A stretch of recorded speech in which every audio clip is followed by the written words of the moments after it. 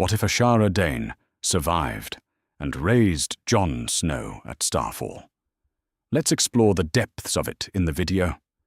The sun beats down mercilessly on the pale stone walls of Starfall as Lord Eddard Stark rides through the gates with 6 companions. Dust clings to their horses and their travel-stained cloaks. Dawn gleams from where it rests across Ned's saddle, the milk-glass blade catching the light like captured starfire. The young lord's grey eyes are hollow with exhaustion and grief. Behind him, his horse bears a second burden. A basket covered in rough wool holds an infant barely days old.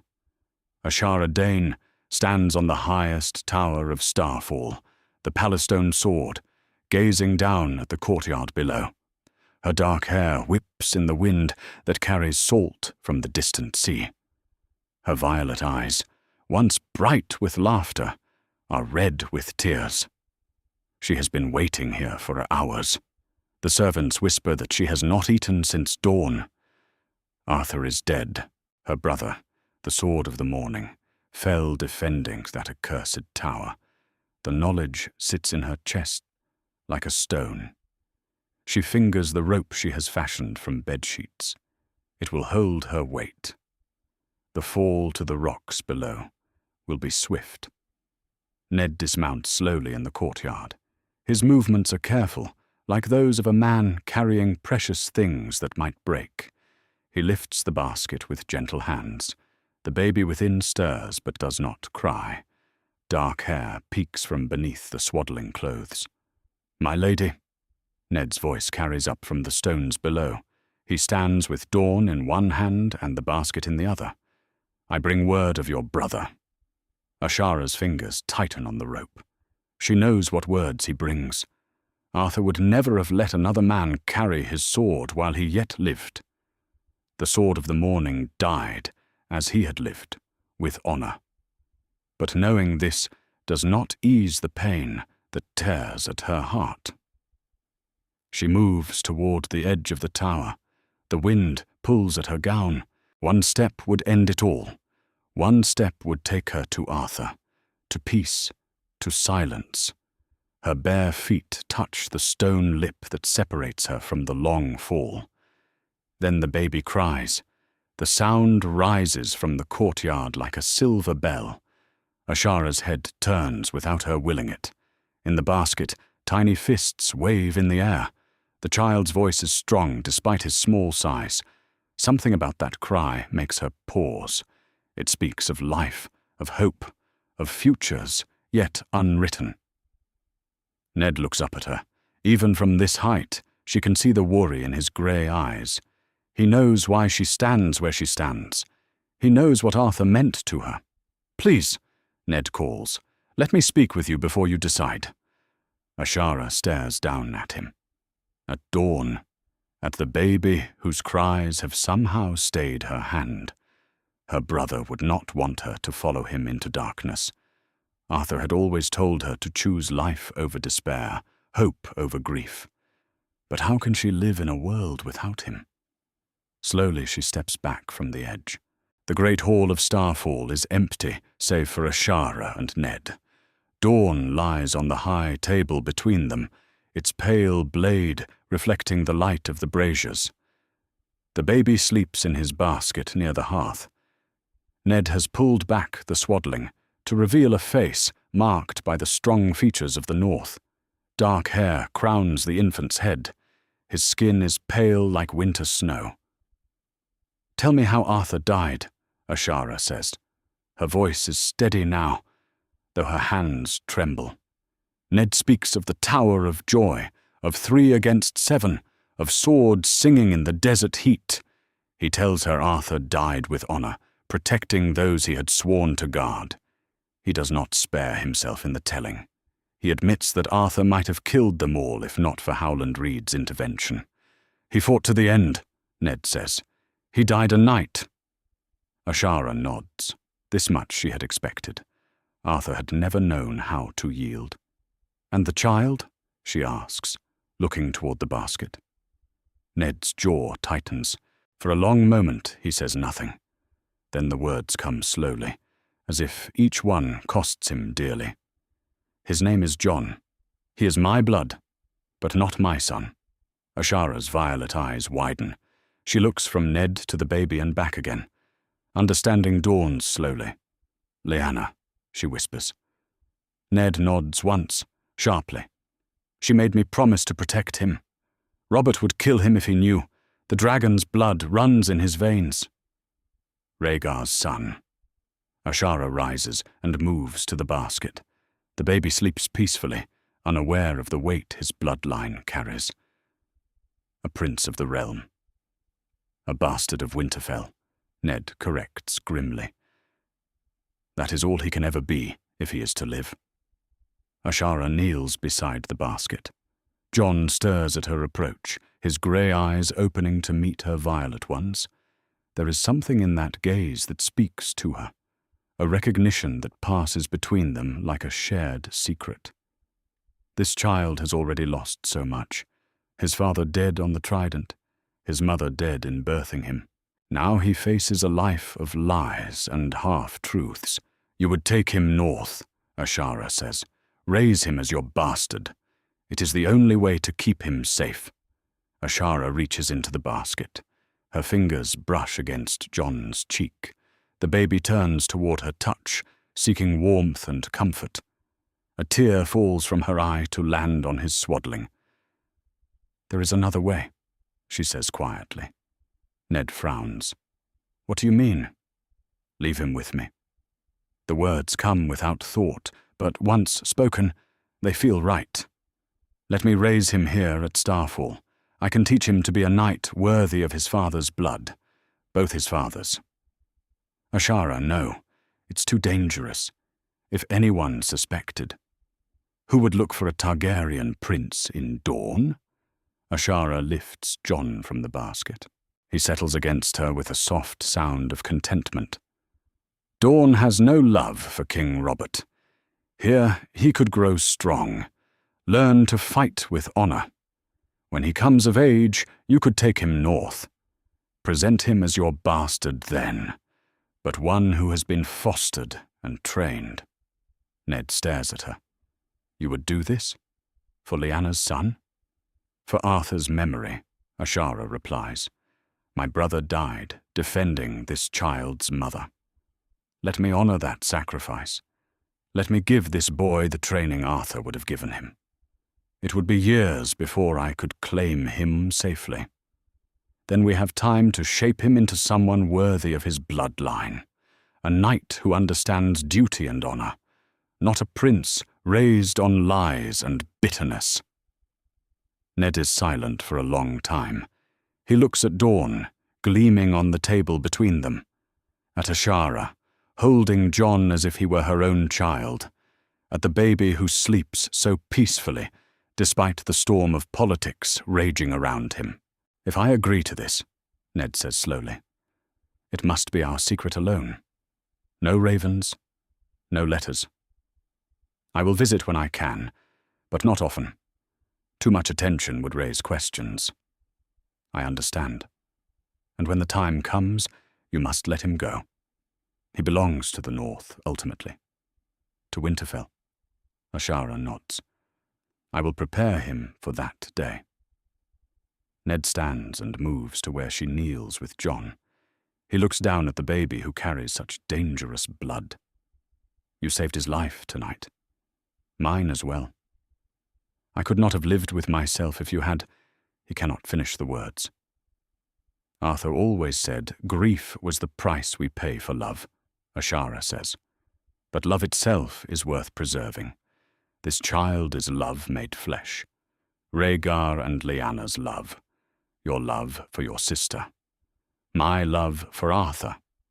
We can honor all of that by giving him a chance to become something greater than his birth. With that, the pact of Starfall is sealed. Jon Snow will grow up far from the north, trained by Ashara Dayne's sister to be a knight worthy of Dorne itself. And in that moment, as Ashara holds him close, the future shifts toward a path none could have foreseen. Ned takes his leave as the stars emerge overhead. Dawn remains at Starfall, waiting for a new hand worthy to wield it. In her chambers, Ashara looks down at the sleeping child who has given her something she thought lost forever. Purpose, hope, a reason to live when she had been so ready to die. Tomorrow will bring new challenges. But tonight, for the first time since Arthur's death, Ashara Dayne allows herself to believe in tomorrow. The dawn light filters through the tall windows of Starfall's solar as Ned and Ashara speak in hushed tones. Jon sleeps peacefully in a carved wooden cradle that once held Arthur as a babe. The irony is not lost on either of them. Dawn rests against the wall nearby, waiting for hands worthy to wield it. The story must be simple, Ned says, his grey eyes fixed on the maps spread across the table. I fostered my bastard with a noble house in Dawn. Nothing more. Ashara nods, her violet eyes, red-rimmed but determined. And if anyone asks why House Dayne would take a northern bastard? Your brother died honourably. It was a debt of honour. Ned's voice carries the weight of truth, even as he speaks the lie. Arthur saved my life at the Tower of Joy before he fell. This is my way of honouring his memory. A pretty tale. Ashara touches Jon's dark hair gently. The baby stirs but does not wake. What of your wife? Will she accept this arrangement? Ned's jaw tightens. Catelyn waits for him at Winterfell with their son. She knows nothing of Jon's true parentage, only that her new husband has brought shame upon their marriage bed before it was even warmed. She will have to. The boy needs training that only Dawn can provide. The north is too close to the king's eyes. How often will you visit? Once a year. Perhaps twice. Too much attention would raise questions we cannot answer. Ned studies her carefully. Are you certain about this path, my lady? Raising another woman's child while your own brother lies cold? Ashara's hand stills on Jon's head. For a moment, grief threatens to overwhelm her again. Then she straightens, and Ned sees something of Arthur's steel in her spine. This child is my purpose now. Arthur died protecting his mother. I will live protecting him. The words hang between them like a vow. Meanwhile, far to the north, Catelyn Stark paces the halls of Winterfell, with her son pressed against her breast. Robb fusses in her arms, perhaps sensing his mother's distress. The new Lady of Winterfell stops before a window that looks out over the courtyard where her husband should be riding home. But Ned remains in the south, dealing with the aftermath of Robert's War, the rebellion that made her a widow before she was properly a wife. She had wed Ned Stark in the sight of gods and men, but Brandon's shadow still lingers in these halls. Her husband is an honourable man. This she knows, but he is also a stranger who left her bed to fight a king's battles. "Where is your father?" she whispers to Robb.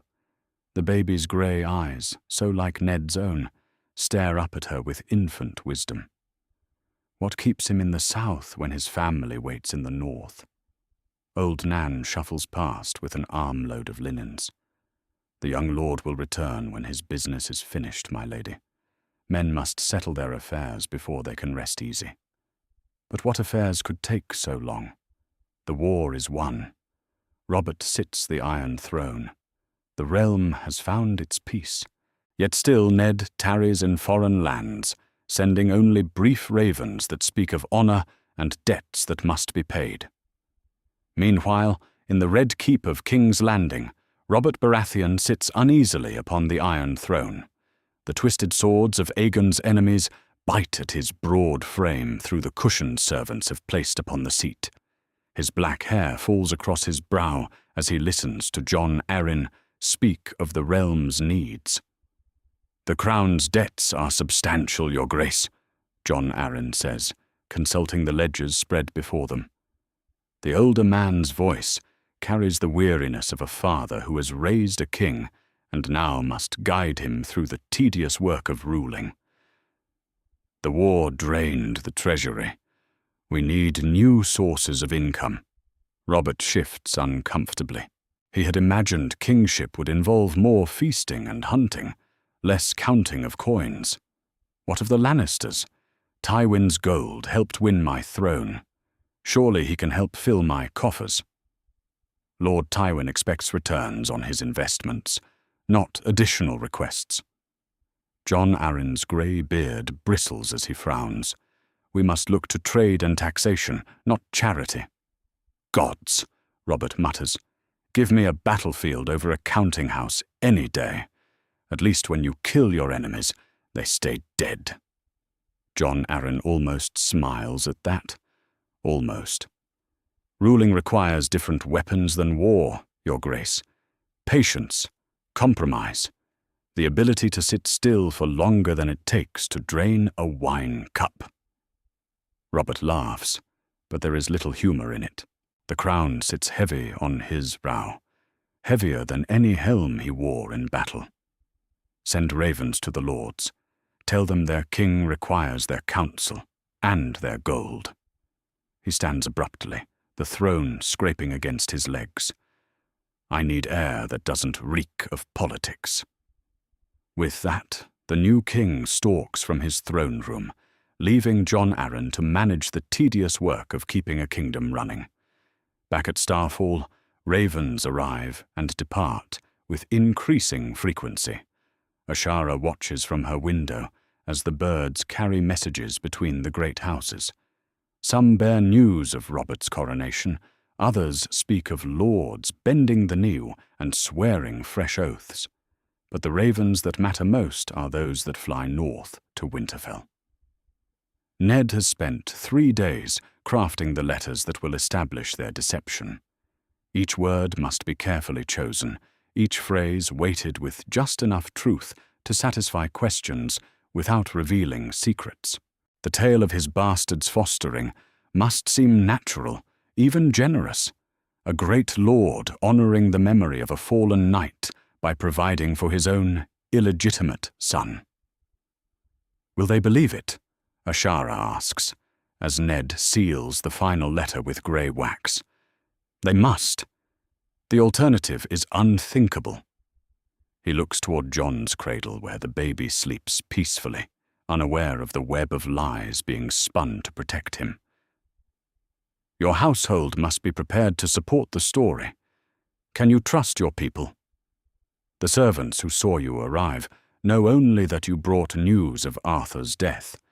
They assume the child is yours by some Dornish woman met during the campaign. I will let them keep that assumption. And your sister, Illyria? We'll ask no questions if I ask her not to. Ashara moves to the cradle and lifts Jon gently. The baby opens his grey eyes and seems to study her face with unusual intensity. He is beautiful. Lyanna's son. Ned joins her beside the cradle. She would be glad to know he lives, that he will be raised with honor. I will tell him stories of his mother when he is old enough to understand. Nothing that would endanger him, but he should know she was brave, that she loved his father enough to die for him. And his true father. Ashara considers this carefully. Some truths are too dangerous to speak, even to a child. But I can teach him to value music and poetry alongside swordplay. Rhaegar was more than the monster Robert's songs make him. With that agreement sealed, Ned prepares to depart Starfall. The ravens have already flown north with word of the fostering arrangement. By the time he reaches Winterfell, Catelyn will have read his explanation and prepared herself to accept this new reality. His bastard son will grow up in Dorne, trained in the arts of war and chivalry by Arthur Dayne's own sister. As Ned mounts his horse in Starfall's courtyard, Ashara appears on the steps with Jon in her arms. The baby is awake now, his dark hair catching the morning light. He does not cry as his father figure departs. Perhaps he already senses that this is not a farewell, but a beginning. "Take care of him," Ned says simply. "Take care of yourself," Ashara replies. "The realm needs honorable men in these dark times." With that, Lord Eddard Stark rides north toward his duty and his wife, leaving his sister's son in the care of a woman who has found purpose in protecting the innocent. The Pact of Starfall is sealed not in writing, but in the trust between two people who understand the price of honor. In her chambers that night, Ashara sits beside Jon's cradle and speaks softly to the sleeping child. She tells him of Arthur's courage, of Lyanna's beauty, of the great deeds that brought him into the world. The baby sleeps peacefully as her voice weaves stories that will shape his dreams. Outside, the stars shine down on Starfall, where the future turns on the choices of a grieving woman who chose life over death, hope over despair. Tomorrow will bring new challenges, but tonight, Jon Snow sleeps safely in dawn, protected by a love as fierce as any sword. 5 years pass like water through Starfall's ancient stones. The boy who once slept peacefully in a cradle now runs through the castle's courtyards with the boundless energy of youth. Jon Snow stands 5 years old in the training yard, his dark hair damp with sweat, grey eyes bright with excitement. In his small hands, he grips a wooden practice sword, carved to fit his grasp. Ashara Dayne watches from the shade of the colonnade, her violet eyes studying every movement her ward makes. Time has softened her grief without erasing it. She wears it now like a cloak that has grown familiar, warm but never forgotten. In her hands, she holds dawn, its pale blade catching the morning light. Today marks the beginning of Jon's true education. "Again," she calls softly. "Feel the weight of the blade. It is not a club to batter your enemies. It is an extension of your arm, your will made manifest." Jon adjusts his grip on the practice sword and assumes the stance Ashara has shown him. His feet find the proper position without conscious thought. For weeks, she has drilled him in stance and footwork without ever letting him swing at a target. "Foundation first," she always says. "Without proper foundation, even the strongest tower will fall." "Better!" Ashara sets Dawn against the stone wall and moves into the yard. "Now, show me the first form Arthur taught me when I was your age." The boy's brow furrows in concentration. Arthur's memory has become woven into Jon's daily life through Ashara's stories. "The greatest knight who ever lived," she tells him. "A man who could have killed 7 warriors, but chose to die protecting what he loved." Jon moves through the sequence of cuts and thrusts with careful precision. His form is not perfect, but there is something in his movements that catches Ashara's attention, a natural grace that cannot be taught. "Very good," she says when he completes the form. "You have the makings of a swordsman, but technique alone will not make you a knight. Tell me, what is the first duty of a knight?" Jon lowers his practice sword and meets her gaze. "To protect those who cannot protect themselves." "And the second?" "To speak truth even when truth brings pain." "The third?" "To show mercy to the defeated." Ashara nods approvingly. These lessons matter more than swordplay. Jon will grow strong and skilled. This much she already knows. But strength without wisdom is merely brutality dressed in steel. She has seen what such men become, has witnessed the carnage they leave in their wake. From the castle's upper windows, Ashara Dayne observes the training session with quiet interest. Arthur's younger sister has grown into a woman of grace and intelligence, her responsibilities within Starfall's walls expanding as the years pass. She manages the household accounts, oversees the servants, and maintains correspondence with other noble houses. Most importantly, she helps preserve the fiction of Jon's identity. To the servants and guards who serve House Dayne, Jon Snow is simply Lord Eddard Stark's bastard, fostered at Starfall in payment of a debt of honor. The story has taken root and grown strong through careful tending. Illyria ensures that visitors hear consistent accounts, that questions are answered with just enough detail to satisfy curiosity without raising suspicion. The unnamed Lord Dayne, eldest of Arthur's siblings and ruler of House Dayne, watches the proceedings with the measured gaze of a man accustomed to weighing risks and benefits. He is a quiet lord, preferring scholarship to swordplay, but he understands the value of the arrangement his sister has made. Housing Eddard Stark's bastard strengthens ties with the North while honoring Arthur's memory. That the boy shows exceptional promise only sweetens the bargain. He learns quickly, Lord Dayne remarks to Illyria as they observe from above. Ashara is a fine teacher. She remembers everything Arthur showed her. And more besides, the boy will have advantages in Dorne that he could never have gained in the North. This truth runs deeper than simple geography. Here in Dorne, bastards carry no stigma.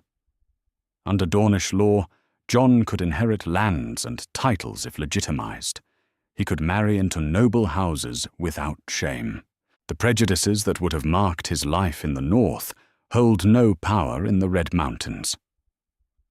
In the training yard below, Ashara begins teaching Jon the water dance forms that complement traditional swordplay.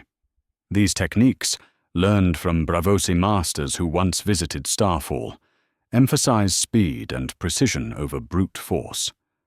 Jon takes to them naturally, his smaller frame an advantage rather than a hindrance. Watch! Ashara demonstrates a flowing sequence of parries and ripostes. The water does not fight the stone. It finds the cracks and flows through them. So too must a knight learn when to yield in order to conquer.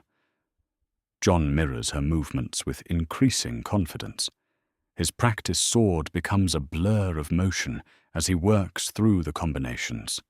Sweat beads on his forehead, but his breathing remains controlled. Already he shows the discipline that separates true warriors from mere fighters. The sound of approaching horses draws their attention to the main gates. A small party rides through the courtyard, their travel-stained cloaks marking them as visitors from distant lands.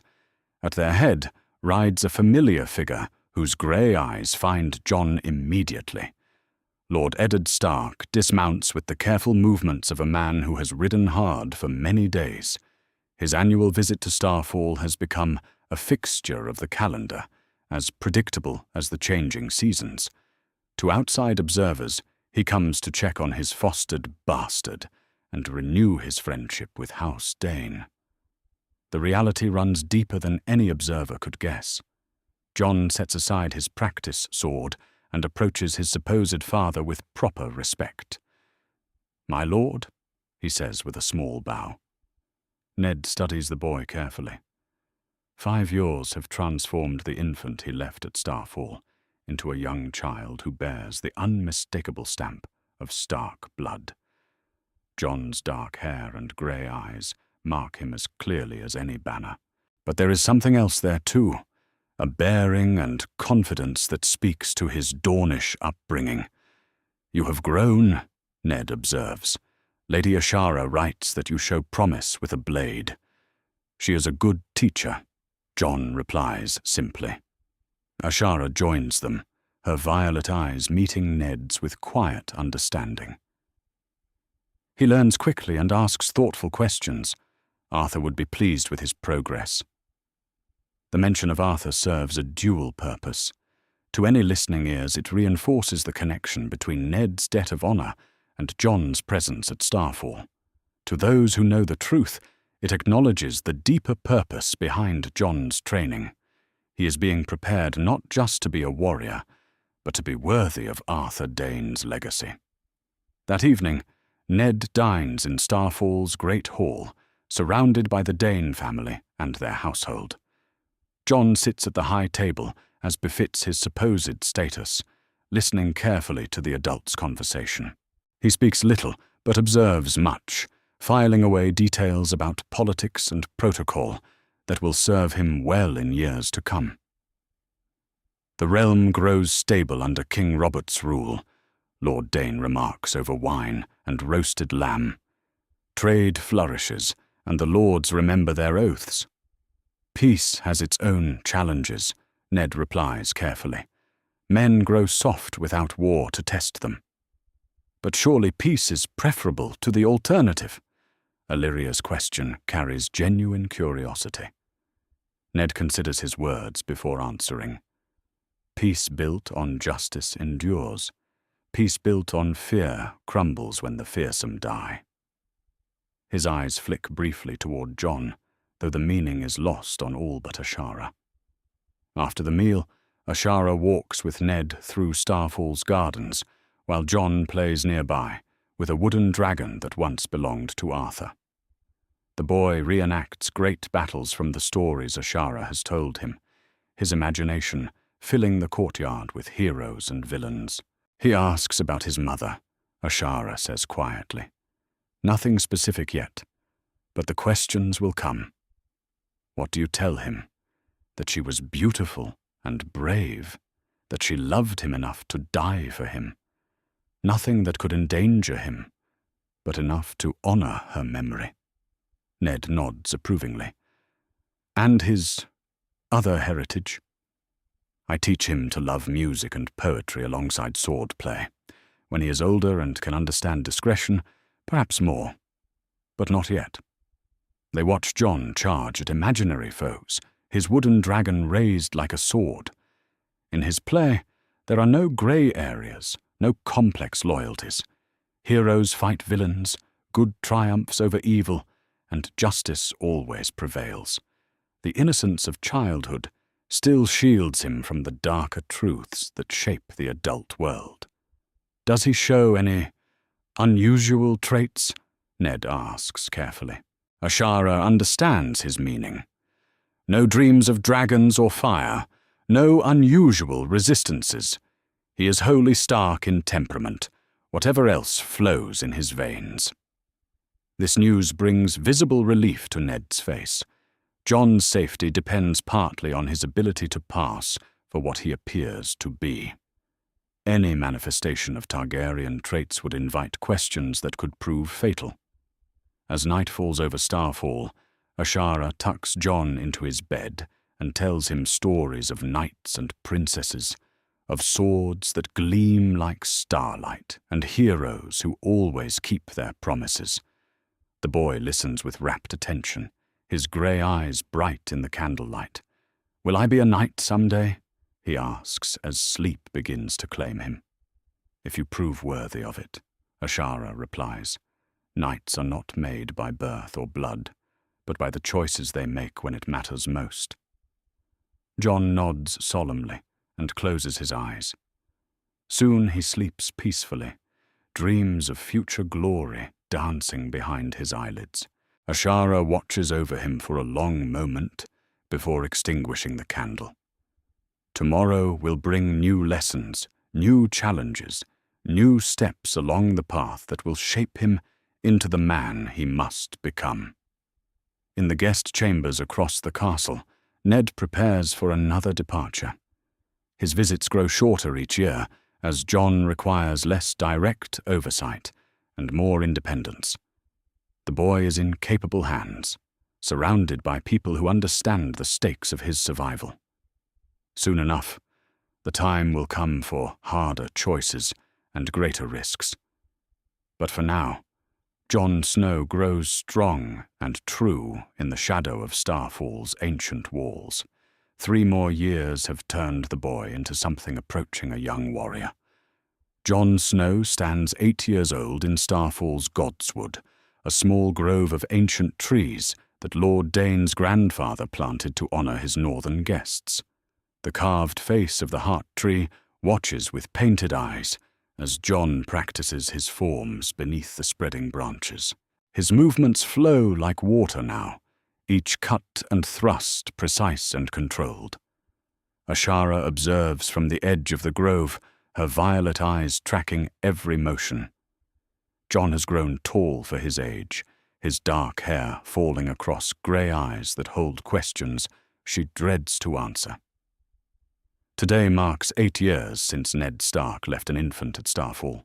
8 years of careful lies and half-truths that grow harder to maintain as Jon's curiosity sharpens. "Lady Ashara," Jon says as he sheathes his practiced sword, "may I ask you something?" She knows the question before he speaks it. It has been building for months, lurking behind every story she tells of knights and honor. "Of course. Tell me about my mother." The words hang in the warm, Dornish air like a challenge. Ashara has prepared for this moment, rehearsed her responses until they sound like truth even to her own ears. But facing Jon's earnest gaze makes the deception feel heavier than armor. "Your mother was called Lyanna," she begins carefully. "She was Lord Eddard's sister and the most beautiful woman in all the 7 kingdoms. Jon's grey eyes widen with interest. "Was she a great lady? Did she live in a castle?" "She lived at Winterfell, yes. But her greatness came not from her birth, but from her spirit. She had what the Northmen call wolf blood, wild and fierce and impossible to tame." Ashara settles on a fallen log, patting the space beside her. Jon joins her eagerly, hungry for any scrap of information about the mother he has never known. "Was she a warrior? Like you?" Ashara smiles at that. "Not with a sword, perhaps, but she could ride better than most knights. They say she was fearless on horseback, that she could outrace the wind itself. How did she die?" The question strikes like a blade between the ribs.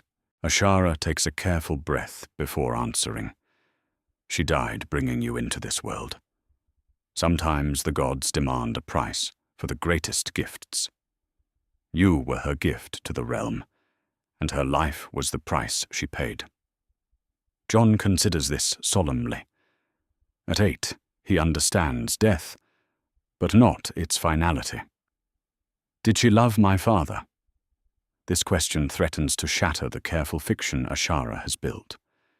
Jon's true father lies buried on the trident, his silver hair and indigo eyes hidden beneath earth and stone. His supposed father rules the north with honor and duty. But love? That is a more complicated truth. "She loved deeply," Ashara says finally, "perhaps too deeply for her own good. Love can make us do dangerous things, Jon. Noble things, but dangerous ones."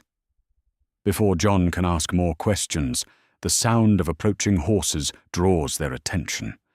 A small party rides through Starfall's gates, bearing the banners of minor Dornish houses. Lord Manwoody's yellow skull on black, House Fowler's blue and white hooded man, others that Ashara recognizes with growing unease. "Come," she says to Jon. "We should return to the castle." In Starfall's great hall, the Dornish lords wait with the patience of men accustomed to political games. Lord Manwoody speaks for the group, his weathered face grave with concern. "Lady Ashara, we come with questions that can no longer be ignored. Ask them plainly, my lord. This boy you foster, Stark's bastard, he has been here 8 years now, longer than most fostering arrangements. The other lords begin to wonder at your attachment to him." Ashara's violet eyes flash dangerously. "Lord Eddard entrusted his son to my care. I honor that trust." "Of course," Lord Manwoody replies smoothly. "But surely the boy would benefit from broader experience. Perhaps fostering with other houses. House Fowler has expressed interest." The suggestion carries an implied threat. These lords see opportunity in Jon's presence at Starfall. A northern lord's bastard, even fostered, represents potential leverage in the complex web of Dornish politics. They want to study him, use him, perhaps turn him against his supposed father's interests. "The boy remains here," Ashara says with finality. Lord Eddard's wishes are clear on this matter. The lords exchange glances, but press no further. Not today, but Ashara knows this conversation will return in other forms, with other voices. Jon's growing skill and noble bearing make him too valuable to ignore. Meanwhile, far across the narrow sea, other children face their own challenges. In the free city of Pentos, 7-year-old Daenerys Targaryen plays in the gardens of Magister Illyrio's manse, while her brother Viserys, now 15, practices sword work with hired masters. The last Targaryens live in comfortable exile, but exile nonetheless. Viserys has grown into a young man marked by bitterness and desperate ambition. His silver-gold hair catches the eastern sun as he works through sword forms that will never match the skill of true knights. He fights shadows and dreams of the throne that should be his by right. "Faster," he commands the practice dummy, as if it might obey. A king cannot be slow. A king cannot show weakness. Daenerys watches from the shade, her violet eyes solemn beyond her years. She understands little of thrones and kingdoms, but she knows her brother's moods like weather patterns. When the storm clouds gather in Viserys's face, she makes herself small and quiet until they pass. "Tell me about the dragons," she asks Illyrio one afternoon, as they feed his prized ducks. The Magister's oiled beard gleams as he smiles. "Ah, little princess, your ancestors rode beasts of fire and shadow. They conquered the 7 kingdoms with flame and song. Will they come back? Perhaps. The world is full of mysteries, child. Who can say what the future holds?" But Daenerys dreams of wings and fire, of soaring above the narrow sea toward a home she has never seen. In her dreams, she is not an exile's sister, but a queen in her own right. Back in Westeros, the Iron Throne has found its stability under King Robert's rule. In the Red Keep, Queen Cersei Lannister presides over a court that grows more magnificent with each passing year. Her golden hair is arranged in elaborate styles that speak of wealth and power. Her green eyes survey her domain with the satisfaction of a woman who has achieved everything she thought she wanted. "The realm prospers," she tells Robert, as they break their fast in the royal apartments. "The lords pay their taxes, the merchants grow fat, and the small folk sing songs of their generous king." Robert grunts his agreement, already reaching for his morning wine. 8 years of kingship have added weight to his broad frame and lines to his face. The crown sits easier on his brow now, but ruling still bores him more than he cares to admit. Any word from Ned Stark? He writes of his bastard's progress in Dawn. The boy shows promise, apparently. Robert's black eyes narrow slightly. Still think it odd, fostering the lad so far from home. "Ned Stark's honor is legendary," Cersei replies carefully. "He pays his debts in full, whether gold or blood." The conversation moves to other matters, but the mention of Jon Snow lingers in the air like smoke from a dying fire. Robert's memory of the war remains sharp in some places, hazy in others. He remembers the Tower of Joy, remembers Lyanna dying in her bed of blood. But the details around her death blur together with wine and time. At Winterfell, ravens bring news from the south that Catelyn Stark reads with mixed feelings. Her husband's bastard thrives in Dornish exile, while their true-born son Robb grows strong in the north. The boy is 8 now, tall and quick with auburn hair that marks him as hers as much as Ned's. "Mother," Robb says, as he bursts into her solar, dirt on his clothes and excitement in his grey eyes. Sir Roderick says I'm ready for a real sword, not just a practice blade. Catelyn sets aside her letter and studies her son's eager face. Robb has Ned's eyes, but her Tully colouring, a perfect blend of North and Riverlands. He will be Lord of Winterfell someday, will rule these lands with wisdom and strength. But first he must learn the lessons that shape men into leaders. A real sword is a real responsibility, she says. Are you prepared for that burden? Yes, Mother. I've been practicing every day. Sir Roderick says my form is better than boys twice my age. Catelyn nods slowly. Then speak with your father when he returns from his ride. If he agrees, we will discuss it further. Robb grins and races away, already imagining the steel that will soon grace his side. Catelyn watches him go with pride, and worry warring in her heart. Her son grows toward manhood in a world that grows more complex with each passing year.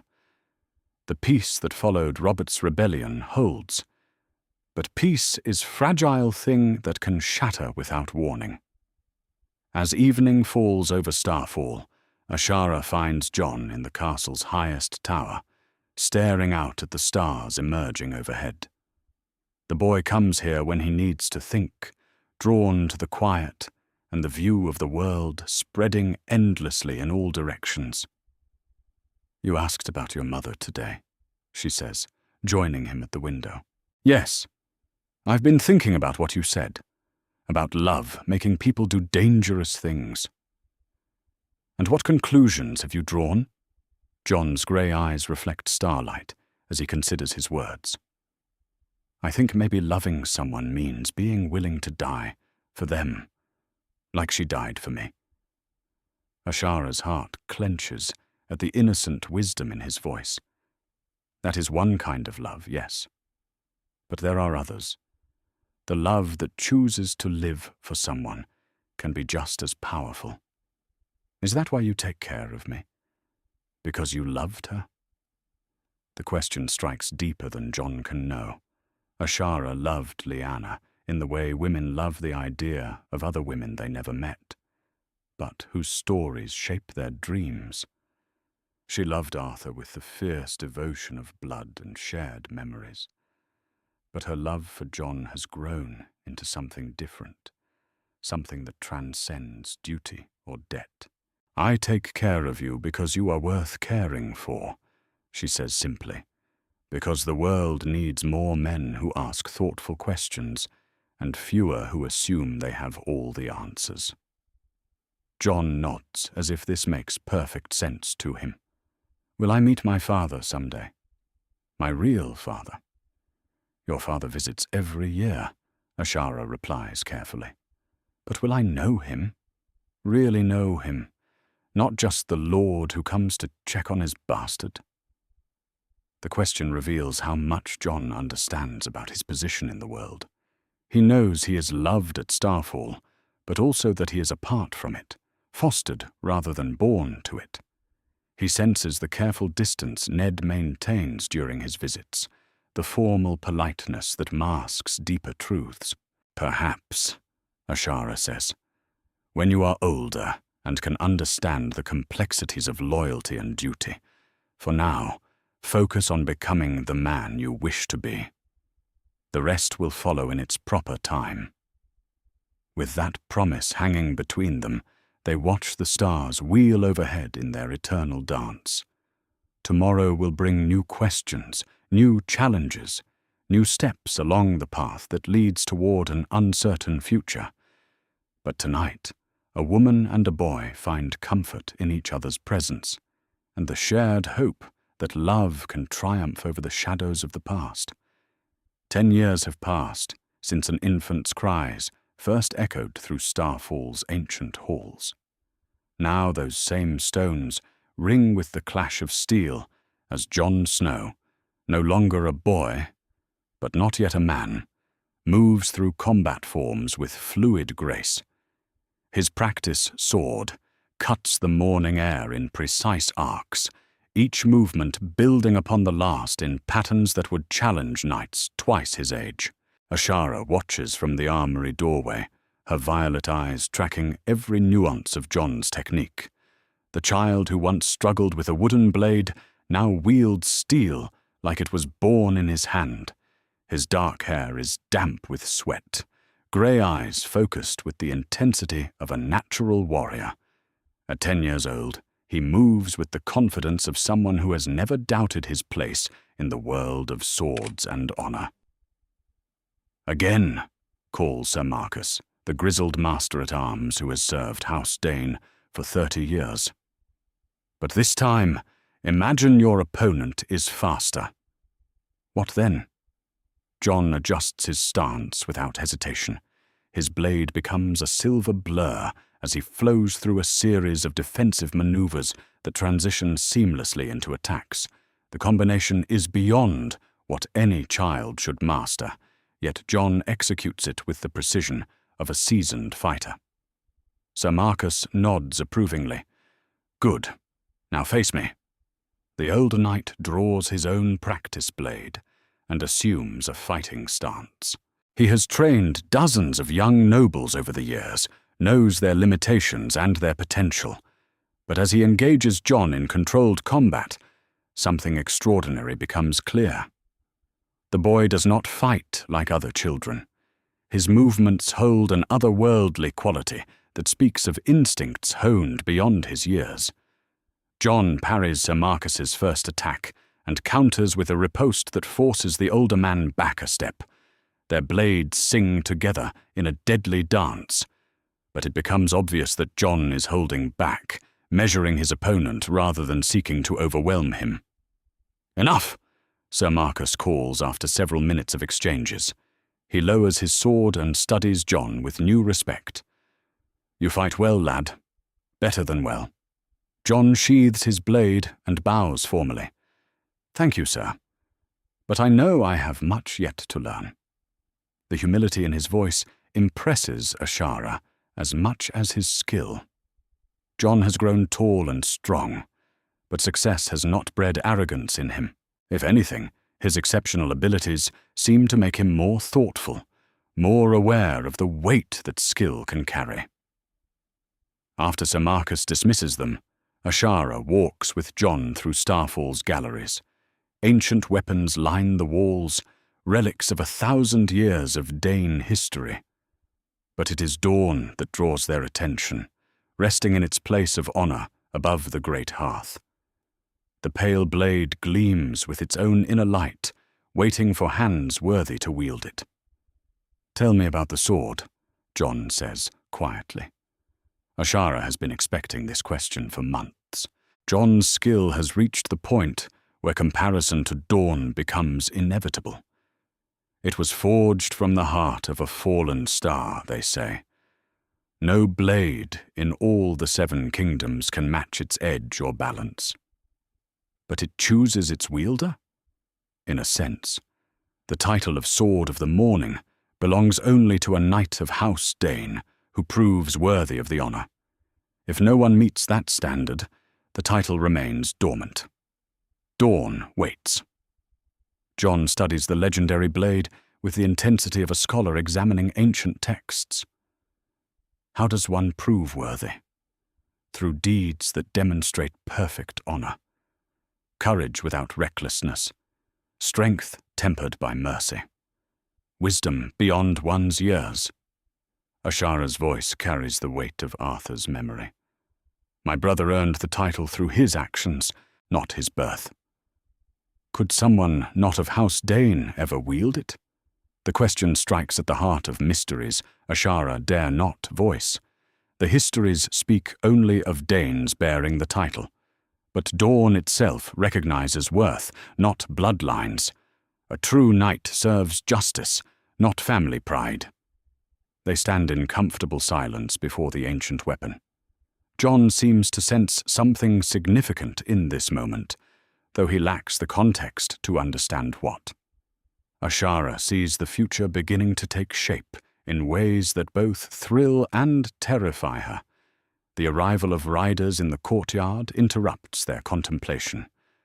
Lord Eddard Stark has come for his annual visit, though this time his party includes fewer men and more ravens. The birds carry dispatches from across the Seven Kingdoms, signs that the wider world increasingly demands his attention. In Starfall's solar, Ned spreads maps and letters across the great table, while Jon stands respectfully nearby. 10 years have marked the Lord of Winterfell with new lines around his grey eyes, and grey threading through his dark hair. The weight of leadership has settled on his shoulders like an invisible cloak. The realm grows restless, Ned explains to Lord Dayne and Ashara. King Robert's peace holds, but barely. The crown's debts mount, while the lords grow bold in their complaints. What of the eastern threats? Lord Dayne asks. Do the Targaryens in exile still pose danger? Viserys Targaryen makes noise about returning to claim his birthright. He has convinced some in the Free Cities to support him, though their aid remains mostly words and promises.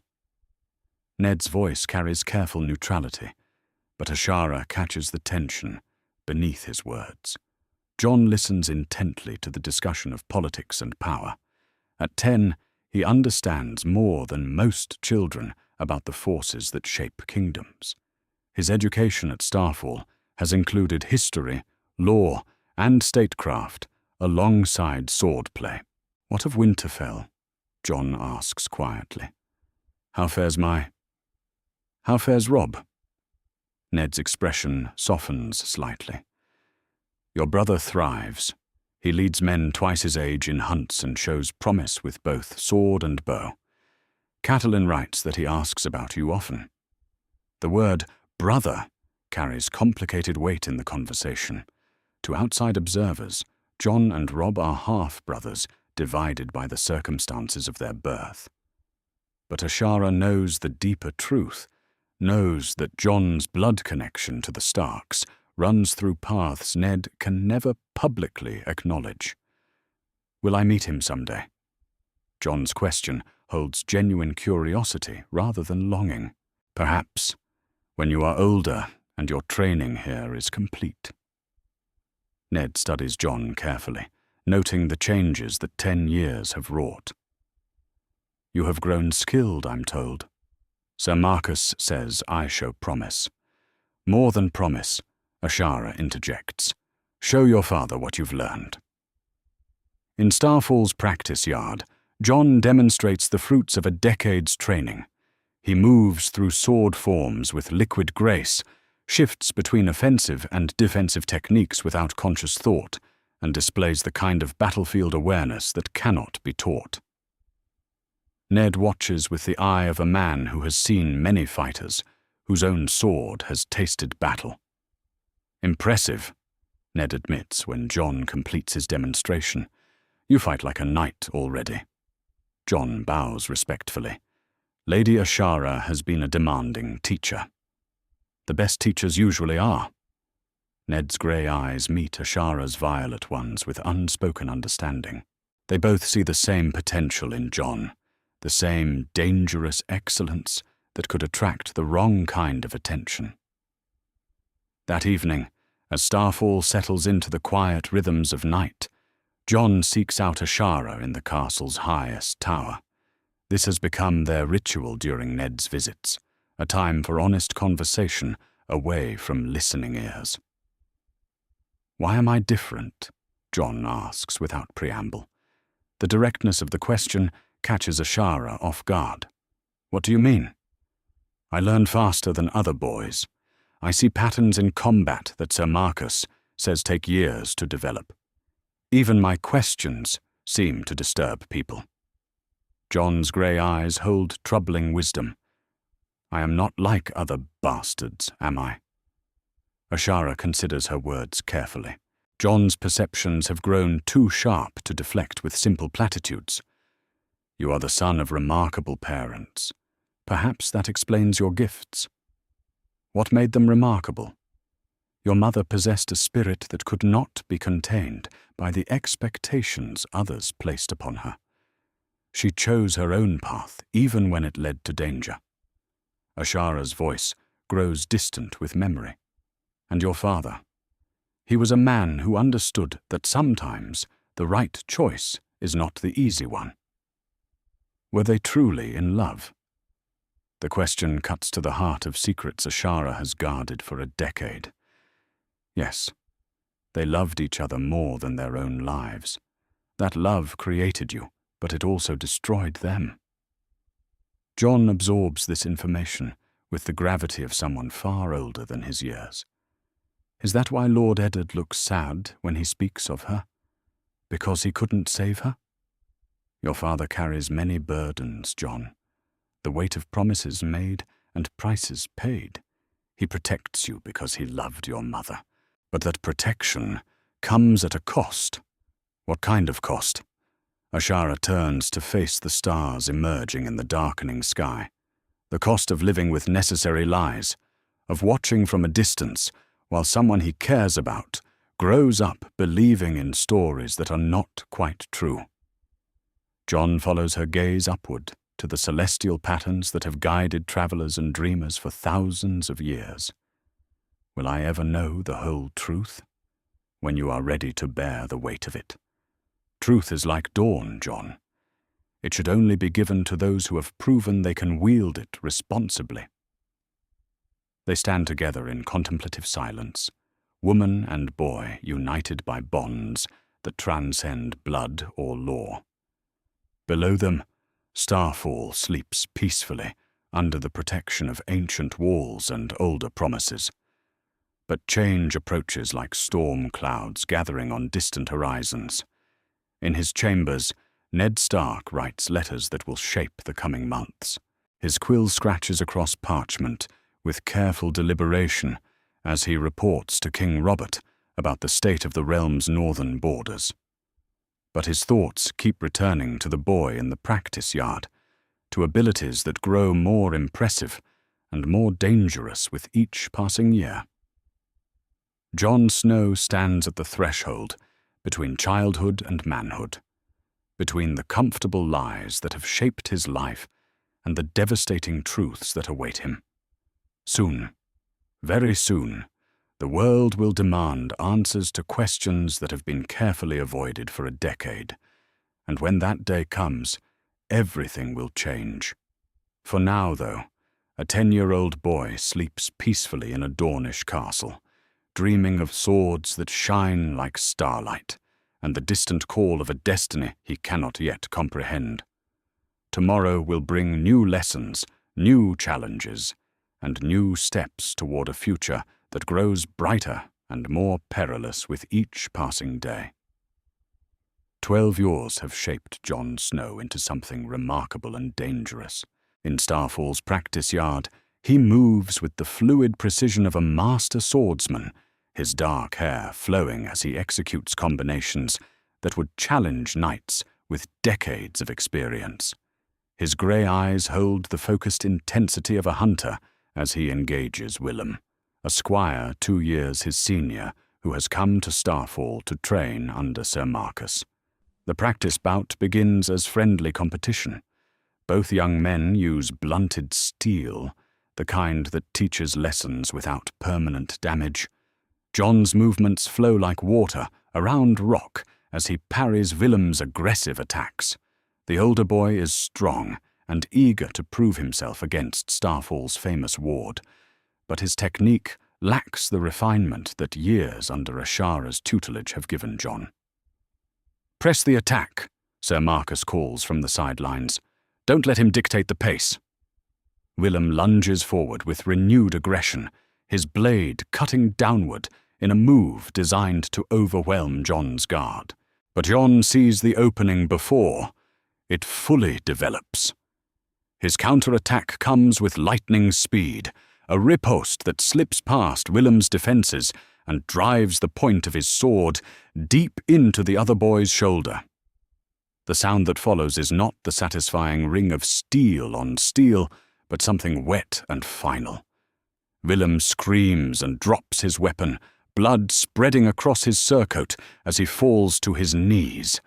The blunted sword has found a gap in his mail and driven deep enough to cause serious injury. Jon stares at his fallen opponent in horror. The sword trembles in his hand as he realizes what his skill has wrought. He had seen the opening and taken it without thought, his body moving with practiced efficiency to exploit his opponent's weakness. The fact that it was practice, that Willem was a friend, meant nothing to the warrior instincts that had guided the blow.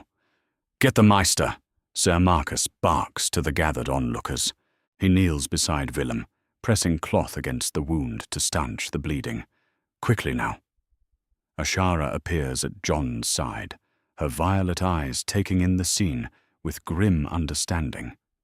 She has been watching from the castle walls and recognized the moment when practice became something darker. "Jon," she says quietly, "look at me." His grey eyes find hers, wide with shock and growing self-recrimination. "I didn't mean to hurt him. I saw the opening, and I couldn't stop myself." "Come with me," she says, taking his arm with gentle firmness. "We need to talk." In her private chambers, Ashara pours wine for herself and water for Jon. Her hands shake slightly as she sets down the pitcher, a reaction that has nothing to do with Willem's injury and everything to do with the demonstration of lethal skill she just witnessed. "Sit," she commands, her voice carrying the authority of a woman who has made a difficult decision. "It is time you learned some truths I have kept from you." Jon settles into a chair by the window, his practice sword still in his hand. The weight of it feels different now, heavier with the knowledge of what it can do in moments of careless precision. "You asked me once about your father," Ashara begins. "Not Lord Eddard, but the man whose blood runs in your veins alongside your mother's." Jon's attention snaps to full focus. This is the conversation he has wondered about for years, the missing piece of his identity that Ashara has always deflected with careful words. His name was Rhaegar Targaryen, Prince of Dragonstone, heir to the Iron Throne. The words fall like stones into still water, creating ripples that will reshape everything Jon thinks he knows about himself. "Targaryen," Jon repeats slowly. The implications hit him like physical blows. I have dragon's blood, yes, and your mother was Lyanna Stark, Lord Eddard's sister.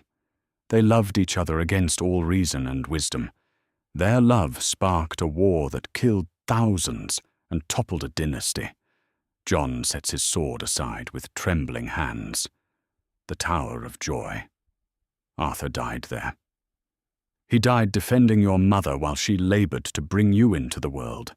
3 Kingsguard against 7 Northmen, and only your uncle and Howland Reed survived to tell the tale."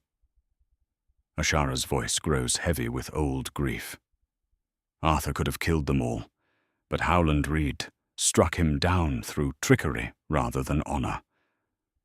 So Arthur died for me, before I was even born. He died doing his duty, protecting what he was sworn to protect." Ashara moves to the window, staring out at the courtyard, where Jon's blood still stains the stones. "You carry that legacy now, Jon. Arthur's dedication to duty, Lyanna's fierce spirit, Rhaegar's—" She pauses, searching for words. "Rhaegar's capacity for both greatness and destruction. Is that what I am? Destructive? You are what you choose to be. But you must understand the weight of your choices. When you fight, when you strike, you do so with the skill of a master and the strength of your bloodlines. What happened today in the yard will happen again unless you learn to control not just your sword, but yourself." The conversation is interrupted by a knock at the door. Sir Marcus enters, his weathered face grave, but not panicked. "The boy will live," he reports. "The Maester says the wound is clean and will heal well with rest. But it was closer than it should have been." "Thank you," Ashara replies. "Send word to Lord Manwoody that his nephew is being well cared for." After Sir Marcus leaves, Jon speaks the question that has been building in his mind. What am I supposed to do with this knowledge? Am I to claim the throne? Declare myself a Targaryen? You are to survive, Ashara says firmly. King Robert would kill you in an instant if he learned the truth. The realm has no love for dragons, Jon. Your very existence is treason in the eyes of the law. Then why tell me now?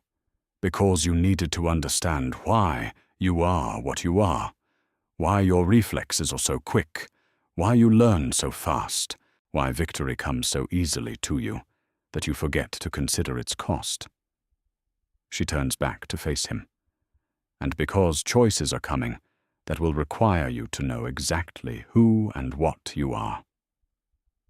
2 months later, those choices begin to manifest in the form of a tournament held at God's Grace, seat of House Illyrian. The event draws knights and lordlings from across Dawn, a celebration of martial skill and noble pageantry that offers Jon his first opportunity to test himself against truly skilled opponents. Ashara arranges for Jon to enter as a mystery knight, his identity hidden behind a helm bearing no sigil. To the crowds, he is simply the Knight of the Falling Star, a young warrior whose skill with a blade makes up for his unknown origins. In his first bout, Jon faces Sir Demon Sand, a bastard of House Corgel, known for his aggressive style and powerful arm.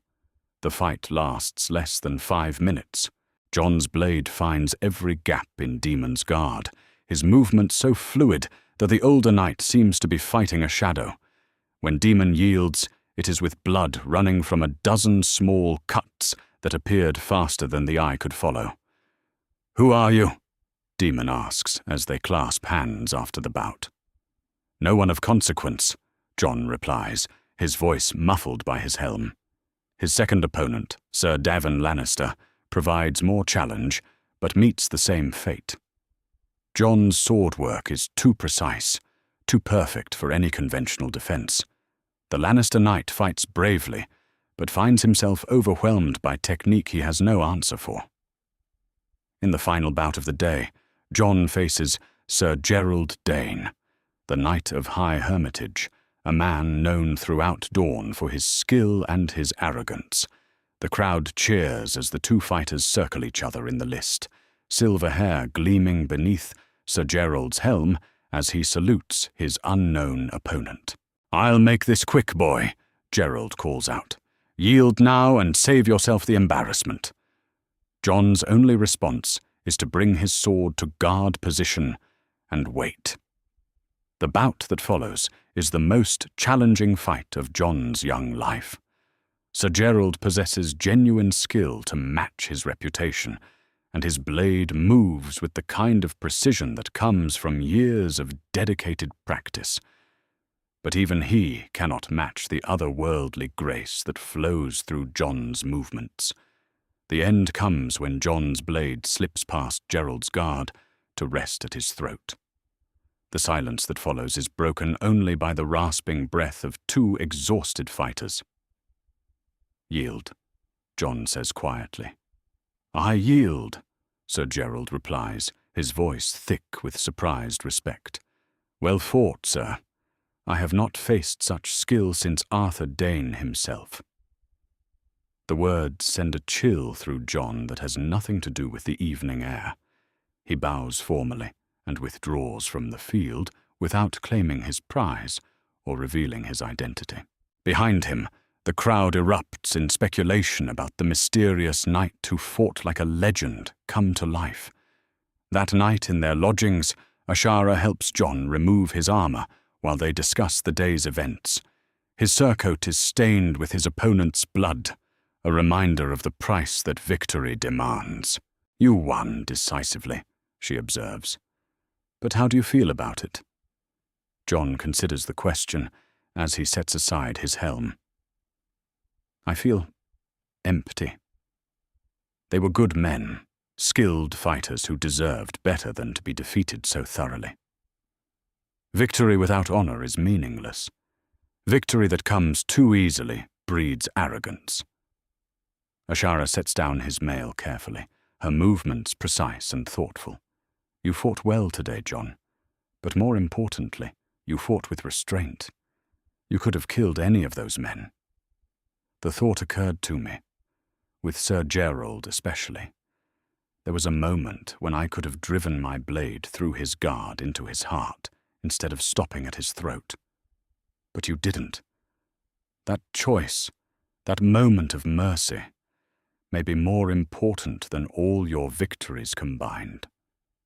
They travel back to Starfall in contemplative silence, both aware that something fundamental has changed. Jon has proven himself capable of matching any knight in single combat, but the demonstration of his abilities has created new dangers. Word of the mysterious knight's prowess will spread, and curious eyes will inevitably turn toward Starfall. In her chambers that evening, Ashara writes a letter she has been composing in her mind for months. The words come slowly, each one weighted with years of carefully guarded secrets and hard-won wisdom. My lord, she writes to Ned Stark, the time approaches when difficult decisions must be made regarding the boy's future. His training is nearly complete, and his abilities have grown beyond what can safely be hidden. We must speak soon of what comes next. She seals the letter with grey wax and hands it to a trusted raven master. Soon the bird will wing its way north, carrying news that will force choices none of them want to make. Jon stands on Starfall's highest tower, staring out at the stars that have witnessed his transformation from helpless infant to deadly young warrior. He understands now why Ashara has always spoken of his destiny with such gravity. The blood that flows in his veins carries both great potential and terrible danger. Tomorrow will bring new challenges, new tests of his growing abilities, and equally growing wisdom. But tonight, a 12-year-old boy who carries the legacy of dragons and wolves contemplates the weight of choices yet unmade, and the price that greatness always demands. The raven that arrives at Starfall in the final days of autumn carries news that will reshape everything.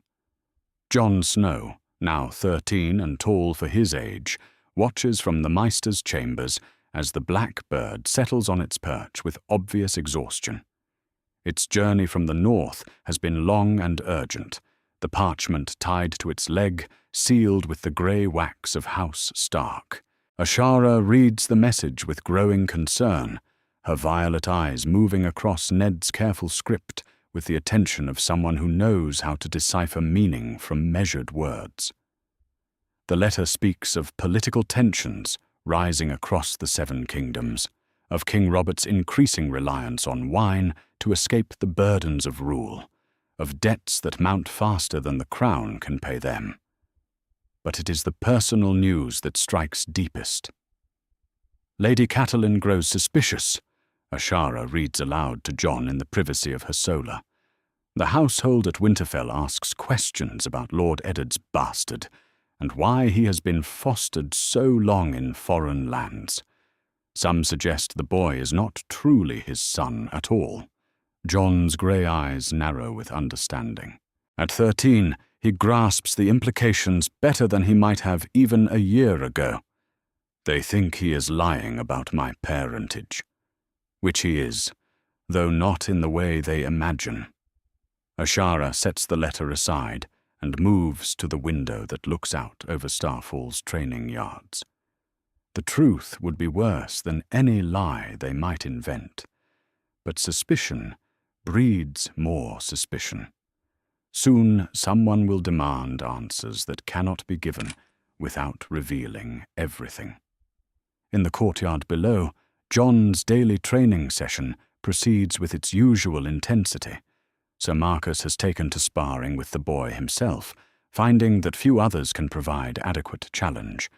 Even so, the Master-at-Arms struggles to keep pace with Jon's increasingly sophisticated technique. The clang of steel on steel echoes off ancient stones as Jon executes a complex sequence that flows from defensive parries into lightning-fast ripostes. His movements have acquired an otherworldly quality that speaks of talents honed beyond normal limits. Those who watch him fight often comment that he seems to anticipate his opponent's attacks before they make them. "Enough!" Sir Marcus calls, lowering his practice blade with obvious relief. "You fight like a man possessed, lad. Save some energy for tomorrow's lessons." Jon sheathes his sword with fluid precision, his breathing barely elevated, despite the intense session. "Sir Marcus, may I ask you something?" "Of course."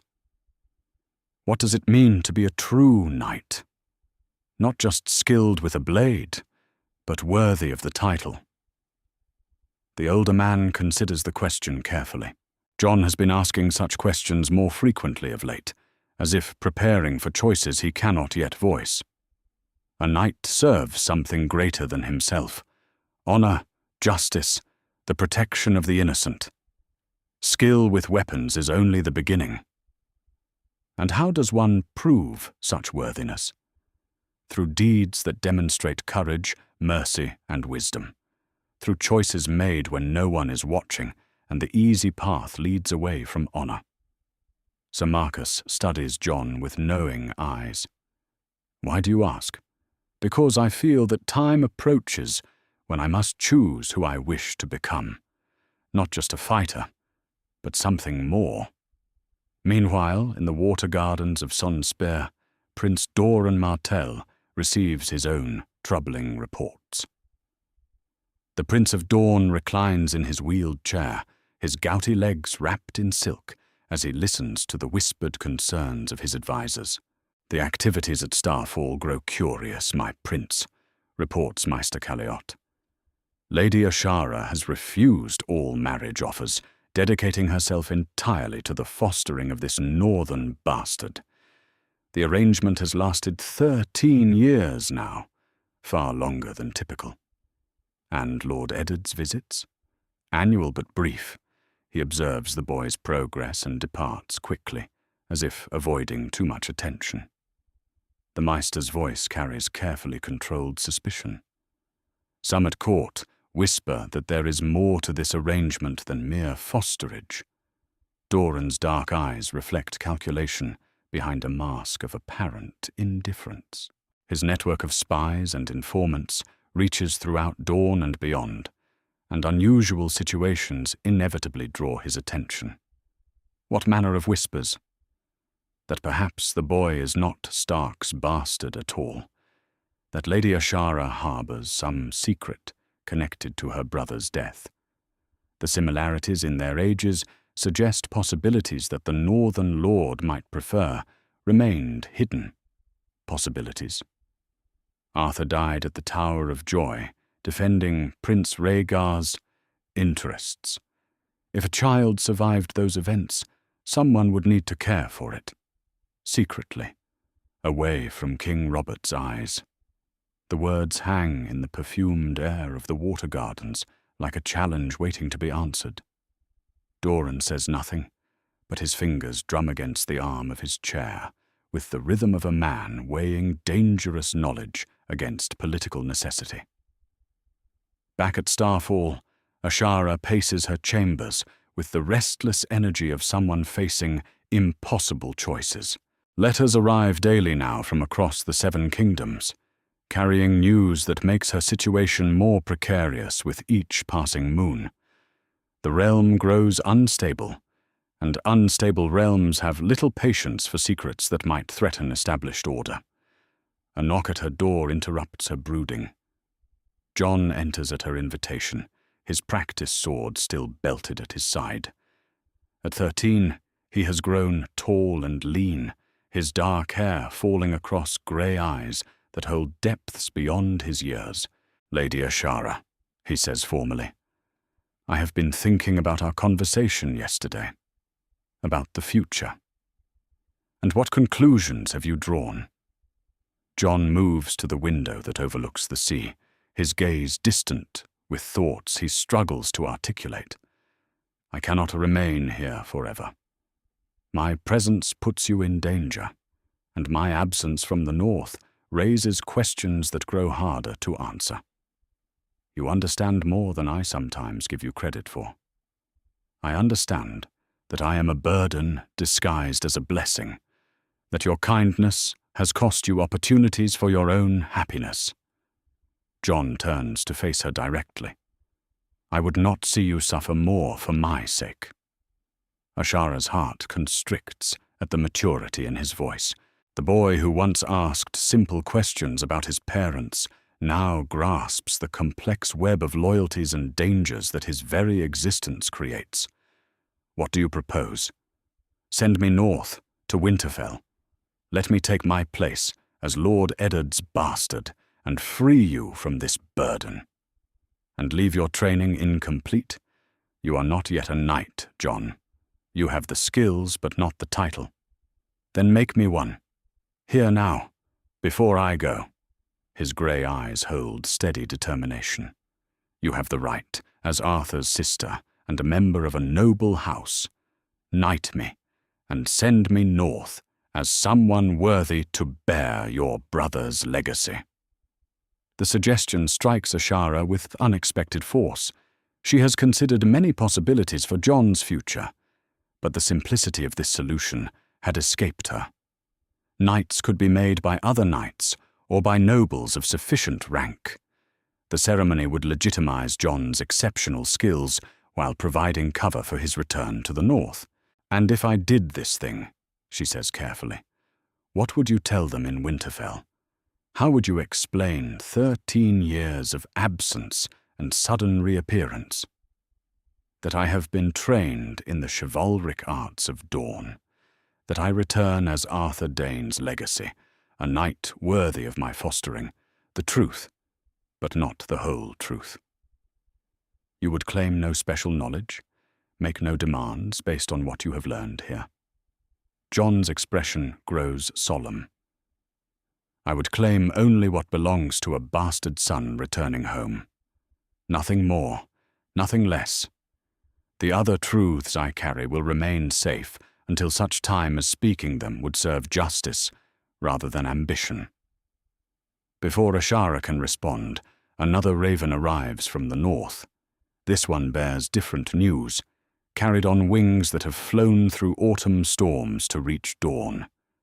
The message it carries comes not from Ned Stark, but from Winterfell's master, writing on behalf of Lady Catelyn. My lady, the letter reads, I write to inform you that Lord Eddard has fallen gravely ill with a fever that refuses to break. Lady Catelyn requests news of his bastard son, that she might arrange for the boy's return should the worst occur. Time may be short. Please respond with all haste. The parchment trembles in Ashara's hands as she realizes that events have overtaken their careful planning. Jon's return to the north is no longer a matter of political convenience, but of urgent necessity. If Ned dies without acknowledging Jon publicly, the boy's position becomes impossible. Catelyn would never accept a bastard she has never met, especially one whose existence raises uncomfortable questions. What does it say? Jon asks, reading the distress in her expression. Ashara hands him the letter without speaking. Jon's face grows pale as he absorbs its implications. 13 years of careful fostering may be about to end, not with his triumphant return as a trained knight, but with his desperate flight to claim a place in a household that may no longer welcome him.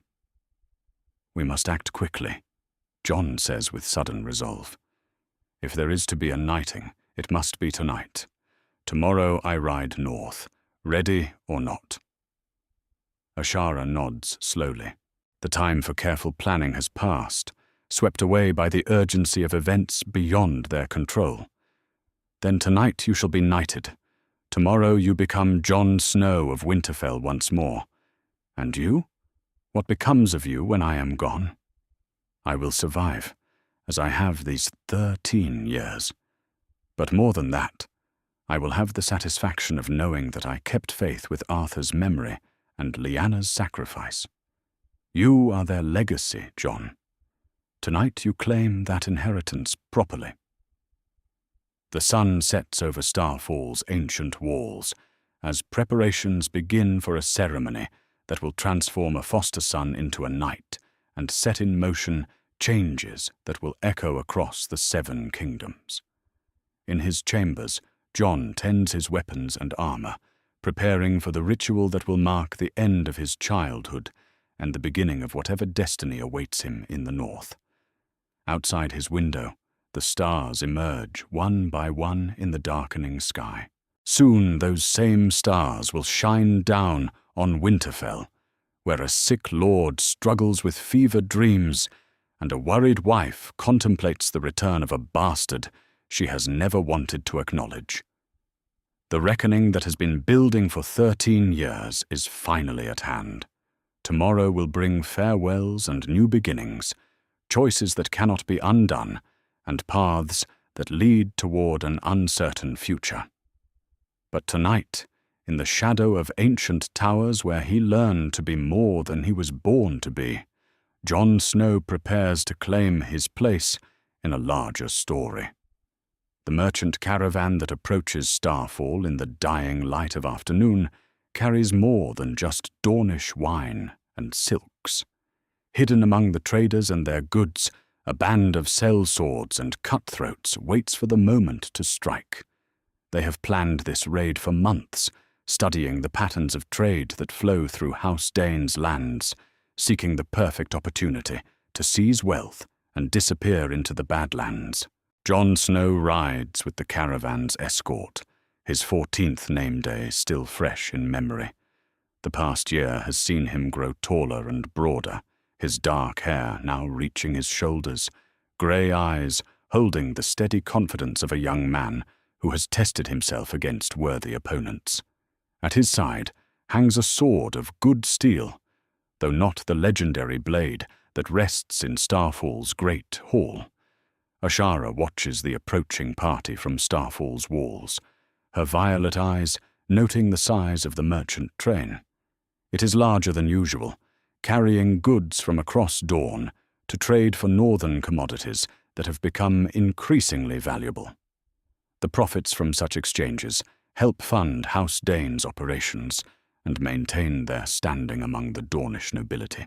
20 guards, reports Sir Marcus from his position beside her. Jon leads the advance riders. The boy has a good eye for potential ambush sites. Indeed, Jon moves with the wariness of someone who understands that peaceful appearances can mask deadly intentions.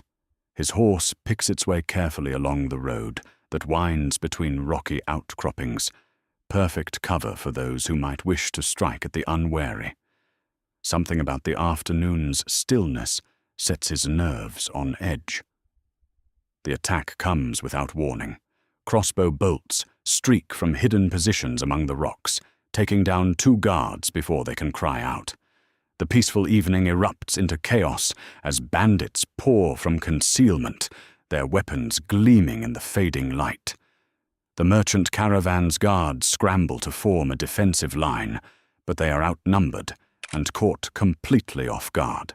Jon's sword clears its sheath with liquid grace as he wheels his mount toward the nearest group of attackers. His blade takes the first bandit across the chest before the man can raise his shield. Blood sprays across ancient stones as Jon's horse tramples another cutthroat who moves too slowly to escape its hooves. "Form up on me!" Jon shouts to the scattered guards. "Protect the merchants! Make every life cost them dearly!" The next few minutes blur into a symphony of steel and death. Jon fights with the fluid precision that years of training have burned into his very bones. His sword moves like flowing water, finding gaps in armor and exploiting weaknesses with surgical exactness. But it is not just his skill that sets him apart. In the midst of deadly combat, he maintains awareness of the bigger picture. A bandit with a crossbow draws a bead on a wounded guard who struggles to regain his feet. Jon sees the danger and hurls his dagger with perfect accuracy. The blade takes the archer in the throat before he can pull the trigger. The wounded guard lives because Jon chose to sacrifice a weapon rather than pursue his own advantage. "Behind you," calls Sir Marcus, who has ridden out from Starfall with reinforcements at the first sound of battle. Jon spins in his saddle as a bandit chief charges with a two-handed sword that could split him in half. The boy's blade meets the massive weapon in a clash that sends sparks flying. For a moment, the two fighters strain against each other, strength against strength. Then Jon shifts his weight and lets his opponent's power work against him. The bandit chief stumbles forward, overbalanced, and Jon's riposte opens his throat to the bone. But the battle is far from over. More bandits emerge from hiding, and it becomes clear that this is no simple raid, but a carefully planned assault designed to overwhelm Starfall's defenses. The attackers number nearly 40, armed with good steel and led by men who know their business. Jon takes command of the defense with natural authority. He positions the guards to maximum advantage, uses the terrain to channel the attackers into killing grounds, and coordinates their movements with tactical instincts that seem bred in his bones. When a group of bandits breaks through their line, Jon is there to plug the gap. When the merchants panic and threaten to flee into greater danger, his calm voice redirects them to safety. The turning point comes when Jon faces a choice that defines everything he has learned about honor and duty. A bandit captain has seized one of the merchant's daughters, pressing a knife to her throat as he backs toward his escape route. "Let me pass, or the girl dies," the bandit snarls. "I'll gut her like a fish if you take one step closer." Jon could easily kill the man with a thrown blade, but the angle is wrong and the risk to the hostage too great. Instead, he lowers his sword and raises his empty hand in apparent surrender. "You have me," Jon says calmly. "Take me instead. A lord's son is worth more ransom than a merchant's daughter." The bandit's eyes gleam with avarice. Jon Snow's capture would indeed bring a better price than some trader's child. But as the cutthroat reaches for this new prize, Jon moves with lightning speed. He grabs the man's knife hand and breaks the wrist with a single precise twist. The girl escapes as Jon drives his pommel into the bandit's temple, dropping him unconscious to the stones. "Mercy!" the fallen man gasps when he awakens moments later, blood streaming from his broken nose. Jon could kill him easily. The bandit has forfeited any claim to life through his actions. But instead, the young knight-to-be makes a different choice. "You will live," Jon declares, "but you will also remember what mercy looks like when you choose how to spend the rest of your days." With that, he binds the man's hands and leaves him for the local magistrates to judge. Some of the guards mutter that Jon shows weakness, but Ashara, who has witnessed everything from her vantage point, sees something different. She sees wisdom beyond his years and strength tempered by compassion. When the battle finally ends, 15 bandits lie dead and the rest have fled into the Badlands. Not a single merchant or guard has been lost, though several nurse wounds that will heal with time. Jon moves among the injured, offering water and words of comfort, checking on their welfare with the concern of a true leader. "You fought well," Sir Marcus tells him as they survey the aftermath. "Better than well. You fought like Arthur himself." The comparison strikes Jon like a physical blow. Throughout his life, Arthur Dayne has been the standard against which all achievement is measured. To hear that he has finally reached that mark fills him with pride and humility in equal measure. That evening, Ashara summons Jon to the great hall, where dawn rests in its place of honor. The pale blade seems to glow with inner light as she lifts it from its mounting with reverent hands. For 14 years it has waited for someone worthy to claim it.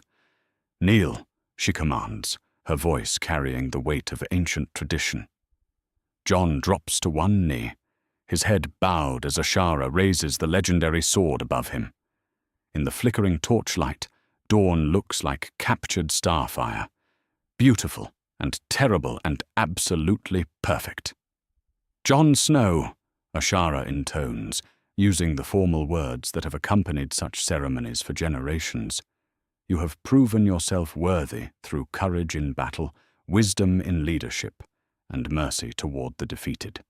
You have shown that true nobility comes not from blood alone, but from the choices one makes when tested." The blade touches his right shoulder, then his left, the steel cold against his skin. "I dub thee knight. Be brave and just and true. Rise, Sir Jon Snow, knight of the falling star, and take up the blade that has waited for you." Jon rises slowly and extends his hands to receive dawn. The moment his fingers close around the hilt, something extraordinary happens. The sword feels perfectly balanced, as if it were made specifically for his grip. It seems to sing with potential energy, eager to be wielded in service of justice and honor. "With this blade comes great responsibility," Ashara continues. "Dawn has been carried by the greatest knights in the history of Westeros. It has tasted the blood of kings and commoners alike, but always in service of what is right. You are now its guardian, its wielder, its voice in this world." Jon lifts the sword and examines its perfect edge, its flawless steel that seems to shimmer with its own inner light. "I understand. This blade serves justice, not ambition. It protects the innocent, not the powerful. And it will never be drawn in anger, only in righteous purpose. Then you truly are worthy of it." Ashara's violet eyes shine with pride and sadness mingled together. Arthur would be proud to know that dawn rests in such capable hands. "What happens now?" Jon asks. "Do I remain here as the new sword of the morning?" "No." Ashara's answer comes without hesitation. "You take Dawn north with you when you return to Winterfell. Let the world see that House Dayne's greatest treasure has found a new guardian.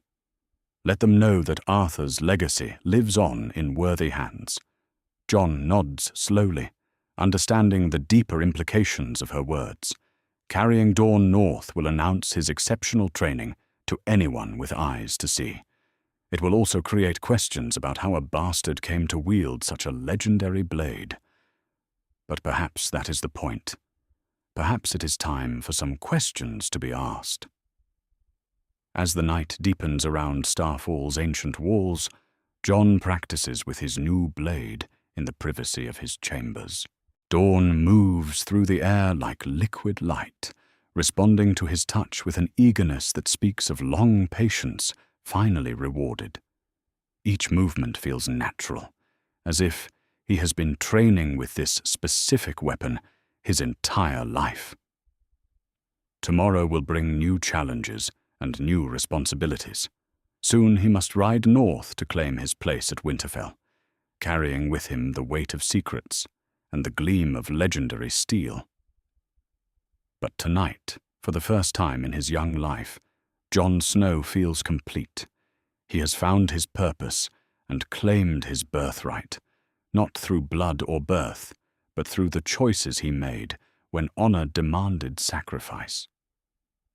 Outside his window, the stars shine down on a young knight who has proven himself worthy of the greatest blade in Westeros.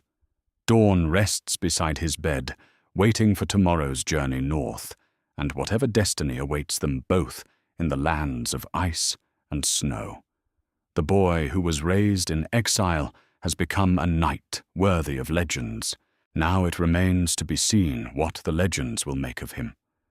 The dawn that breaks over Starfall on Jon's 15th name day carries the weight of destiny with it. The boy who once slept in a carved wooden cradle now stands before the Sept's ancient altar, dawn naked in his hands, preparing to swear oaths that will define the rest of his life. Ashara watches from the shadows as candlelight flickers across the milk-glass blade that has become his birthright through deed rather than blood. "Speak the words," she says quietly, her violet eyes reflecting the solemn nature of this moment. Jon lifts Dawn toward the seven-pointed star that decorates the sept's ceiling. The sword seems to glow with inner light as he begins the oath that Ashara Dayne spoke decades before, words that bind a knight to something greater than himself. "I swear by the old gods and the new that I will defend the innocent and protect the weak. I will speak truth, even when truth brings pain. I will show mercy to the defeated and courage in the face of death. I will serve justice above ambition and honor above personal gain."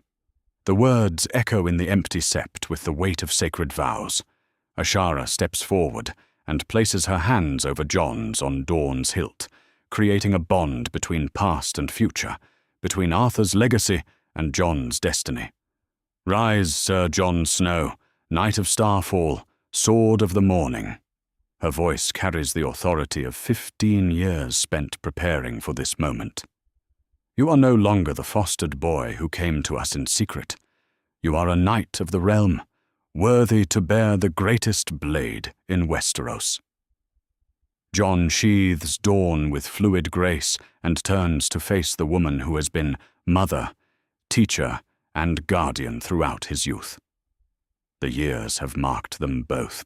Jon has grown tall and strong, his dark hair reaching his shoulders, grey eyes holding depths that speak of hard-won wisdom.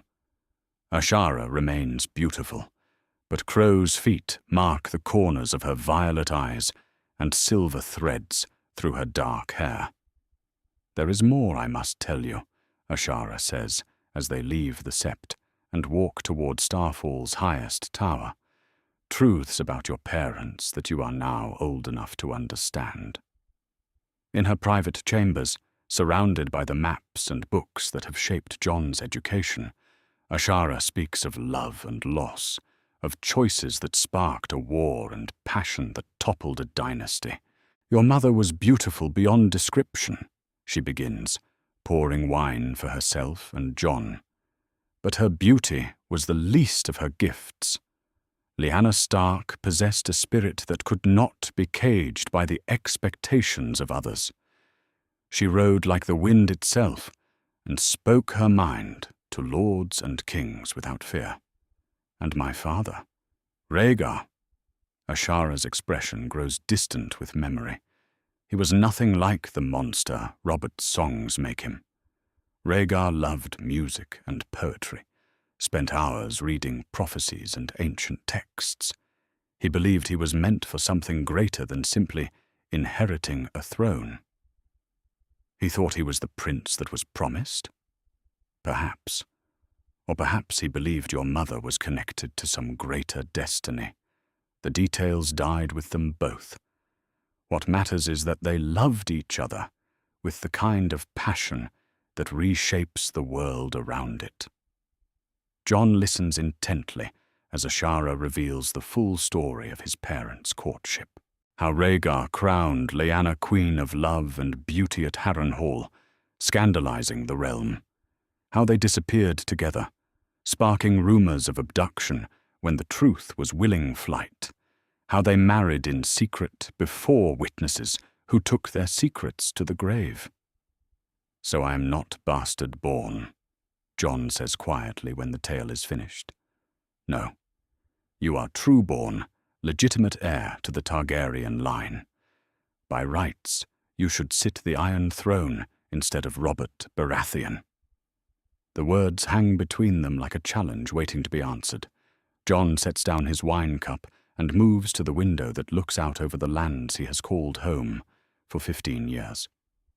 In the distance, the red mountains rise toward a sky painted with the colors of sunset. "And yet, I will not claim it," he says, without turning around. "Why? Because claiming it would mean war. More death, more suffering, more fathers dying while their sons watch from castle walls." Jon's voice carries conviction beyond his years. Robert won the throne through conquest and holds it through the loyalty of his lords. I have no army, no allies, save those won through deception. Any claim I pressed would be built on lies and sustained by blood. You could gather supporters. There are those who remember the Targaryens with fondness, who believe Robert's reign has brought more problems than solutions. Perhaps, but at what cost? Jon turns to face her directly. You taught me that a knight serves justice, not ambition. What justice is there in plunging the realm into war so that I might wear a crown? Ashara nods slowly, pride evident in her expression. Arthur would say the same thing. He served because duty demanded it, not because he sought personal glory. Then I will follow his example. I will serve faithfully and honorably, but I will not reach for crowns that belong to others. The conversation is interrupted by the arrival of a raven from Winterfell. The message it carries changes everything once again. Ned Stark has recovered from his illness, but requests Jon's immediate return. King Robert plans to visit Winterfell in the coming months, and having his fostered bastard present would demonstrate the success of the arrangement. It seems the time for choices has passed, Ashara observes after reading the letter. Events call you north, whether we are ready or not. Then I will go, and I will go as the man you have helped me become. The next fortnight passes in a blur of preparation and painful farewells. Jon spends hours in the training yard with Sir Marcus, perfecting techniques that already surpass those of most knights. He walks through Starfall's halls, memorizing details he will carry north, treasuring conversations with servants who have watched him grow from infant to man. Ashara Dayne seeks him out on his final evening at Starfall. Arthur's younger sister has become a woman of grace and wisdom, her responsibilities within the household preparing her well for whatever marriage alliance the future might bring. You will be missed here, she says, as they stand together on the castle's walls. These 15 years have been brighter for your presence, and I will miss this place more than I can express. Starfall has been the only home I have ever known. Remember that it will always be your home. No matter what happens in the north, no matter what choices await you, there will always be a place for you here. Jon nods, understanding that her words carry the weight of House Dayne's official position. Whatever his true parentage, whatever secrets he carries, he will always have sanctuary in Dorne if he needs it. On his last night, Ashara comes to his chambers as he packs his few belongings. Dorne rests on his bed, its scabbard worked with silver and midnight blue that catches the candlelight. His other possessions are simple: clothes suitable for travel, books of history and poetry, a few personal items that carry meaning beyond their value. I have something for you, Ashara says, producing a small leather pouch. Letters from your mother. Personal writings that survived the Tower of Joy. I thought you should have them. Jon's hands shake as he accepts the precious gift. To hold words written by Lyanna Stark feels like touching a ghost, connecting with a mother he has never known except through other people's memories. Thank you, he whispers, for this, for everything, for giving me a life worth living. You gave me purpose when I had lost all hope. We saved each other, Jon. Never forget that. They embrace as foster mother and son, but also as two people who have shared secrets that could reshape kingdoms. When they part, both have tears in their eyes. The morning of Jon's departure dawns clear and bright. He rides out from Starfall with a small escort of Dane men-at-arms, Dorne at his side, and the future spread before him like an unwritten page. Behind him, Ashara watches from the castle's highest tower until he disappears from sight. As the miles fall away beneath his horse's hooves, Jon reflects on the lessons that have shaped him. He carries more than just Arthur Dayne's sword. He carries the values and wisdom that 15 years at Starfall have instilled in him. Honor over ambition, service over self-interest, justice tempered by mercy. The road north stretches before him, leading toward a reunion with a father who is not truly his father, and a family that knows nothing of his true heritage. He will arrive at Winterfell as Lord Eddard's bastard, trained in Dawn, and carrying a legendary blade. They will see a young knight returning home. They will not see the rightful heir to the Iron Throne who has chosen service over sovereignty. As the sun reaches its zenith, Jon passes the boundary stones that mark the edge of House Dayne's lands. He does not look back. The boy who was raised in exile has become a man worthy of legends. Now he rides toward whatever destiny awaits him in the lands of ice and snow, carrying with him the love and wisdom of those who shaped him into something greater than his birth. Behind him, Starfall's towers fade into memory. Ahead lies Winterfell, and all the challenges that come with claiming a place in a world that does not know his worth. But Jon Snow rides north with confidence, for he knows exactly who he is and what he stands for. That knowledge will prove more valuable than any crown. The knight who carries Dawn toward his destiny has learned the most important lesson of all. The true nobility comes not from bloodlines, but from the choices one makes when honor demands sacrifice. Whatever trials await him in the north, he will face them as Arthur Dayne's successor and Lyanna Stark's son, worthy of both legacies. The gates of Winterfell open to admit a stranger who wears a familiar face. Jon Snow rides through the ancient archway on a destrier bred in Dornish sands, dawn gleaming at his side like captured starlight. 15 years have passed since Lord Eddard Stark sent an infant bastard south to be fostered. The man who returns bears little resemblance to the child who left.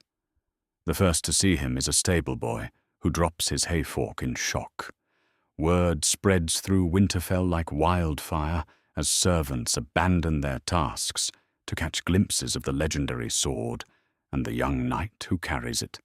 By the time Jon reaches the main courtyard, a crowd has gathered to witness something unprecedented, the return of Ned Stark's bastard, bearing the most famous blade in all the Seven Kingdoms. Jon dismounts with fluid grace, his movements carrying the confidence of a man who has tested himself in true combat and found himself worthy. His dark hair falls to his shoulders, framing grey eyes that hold depths of experience beyond his 15 years.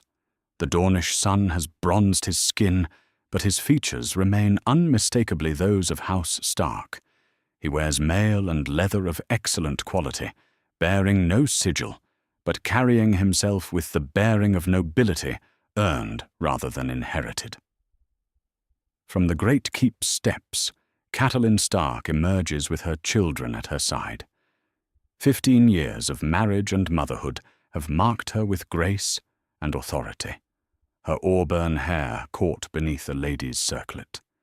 At her right hand stands Robb, now grown into a young man of 15, with his mother's Tully colouring and his father's grey eyes. The sight of Jon stops them both in their tracks. "Mother," Robb whispers, his voice carrying confusion and something approaching awe. Is that really him? Father's bastard? Catelyn's blue eyes narrow as she takes in every detail of Jon's appearance. The fine clothes, the confident bearing, the sword that legends speak of with hushed reverence. This is not the bastard she has spent 15 years resenting. This is something far more dangerous to her family's stability. That remains to be seen, she replies carefully. Jon approaches the steps and removes his riding gloves with deliberate courtesy. His bow is perfectly executed, respectful, but not servile, acknowledging their station while maintaining his own dignity. "My lady," he says to Catelyn, his voice deeper than expected, but carrying the refined accent of southern courts. "I am Jon Snow, returned from fostering in Dorne. I bring greetings from House Dayne and gratitude for their hospitality these many years."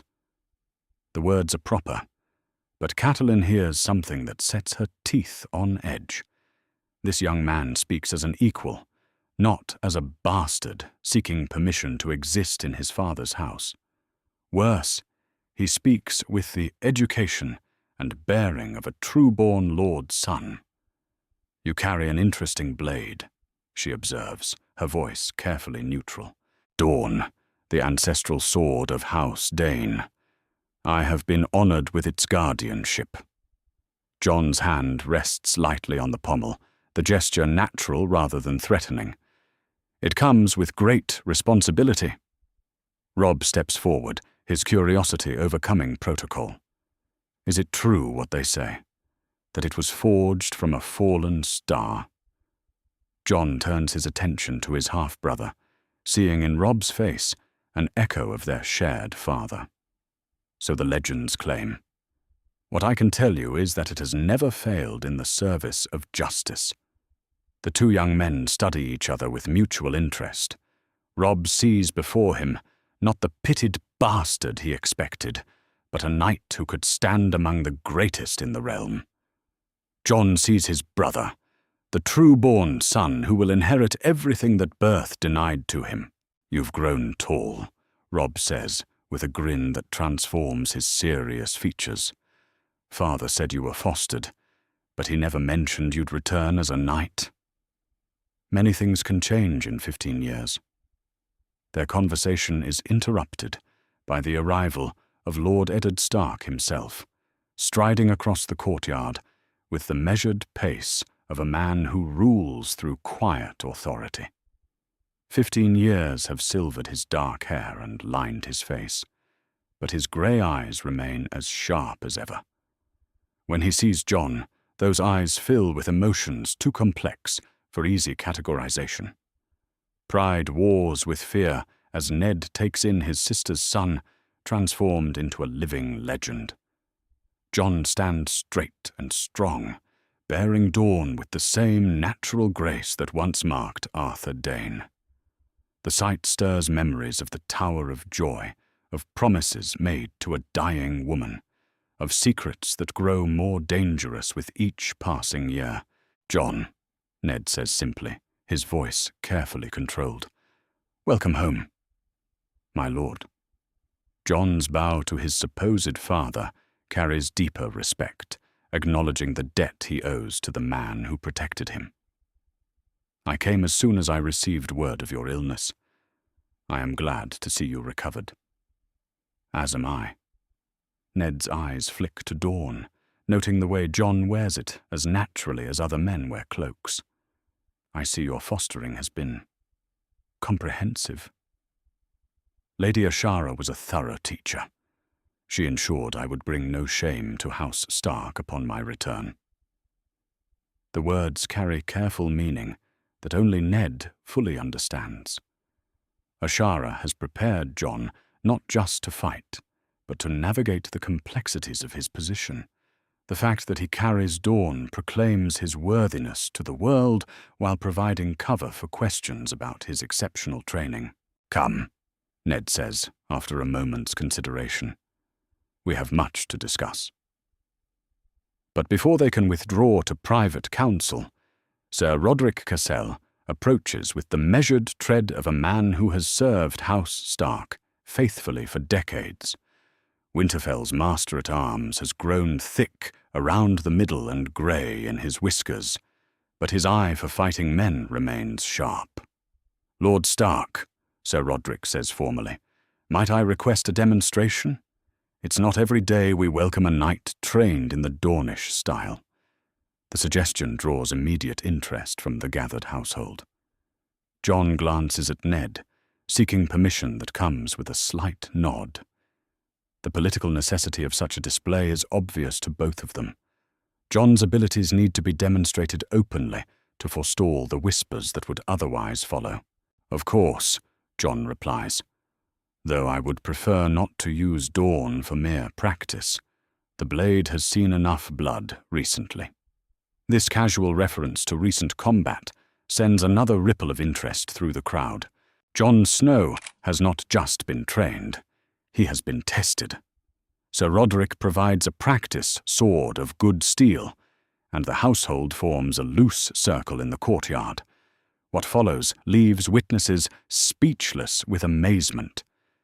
Jon moves through combat forms with fluid precision that transforms swordplay into art.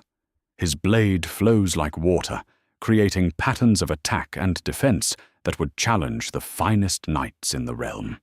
When Sir Roderick joins him for a demonstration bout, the older man finds himself outmatched within moments.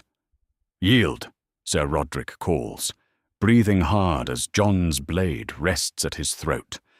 "Well fought, lad. More than well fought." The crowd erupts in appreciative murmurs, but Jon's attention focuses on his family's reactions.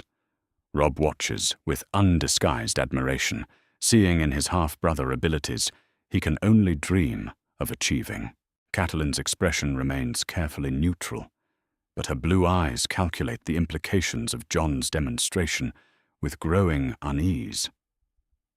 Ned says nothing, but his hands tremble slightly as he watches his nephew display skills that mark him as potentially the finest swordsman in the North.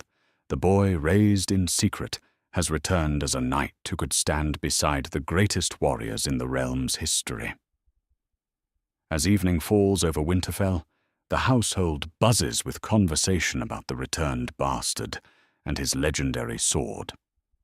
In the kitchens, servants speak in hushed tones about the young knight's courtesy and bearing. In the barracks, guards debate whether any among them could match his skill. In the great hall, the assembled household watches Jon take his seat at the high table, no longer as a barely tolerated bastard, but as a knight worthy of respect. "Tell us of Dawn," Robb requests, as they dine on roasted beef and fresh bread. "What is it like in the south?" Jon speaks carefully of his fostering, describing the Red Mountains and ancient towers without revealing the deeper truths of his education. He tells of tournaments and training, of lessons in arms and letters, of the honor shown to him by House Dayne.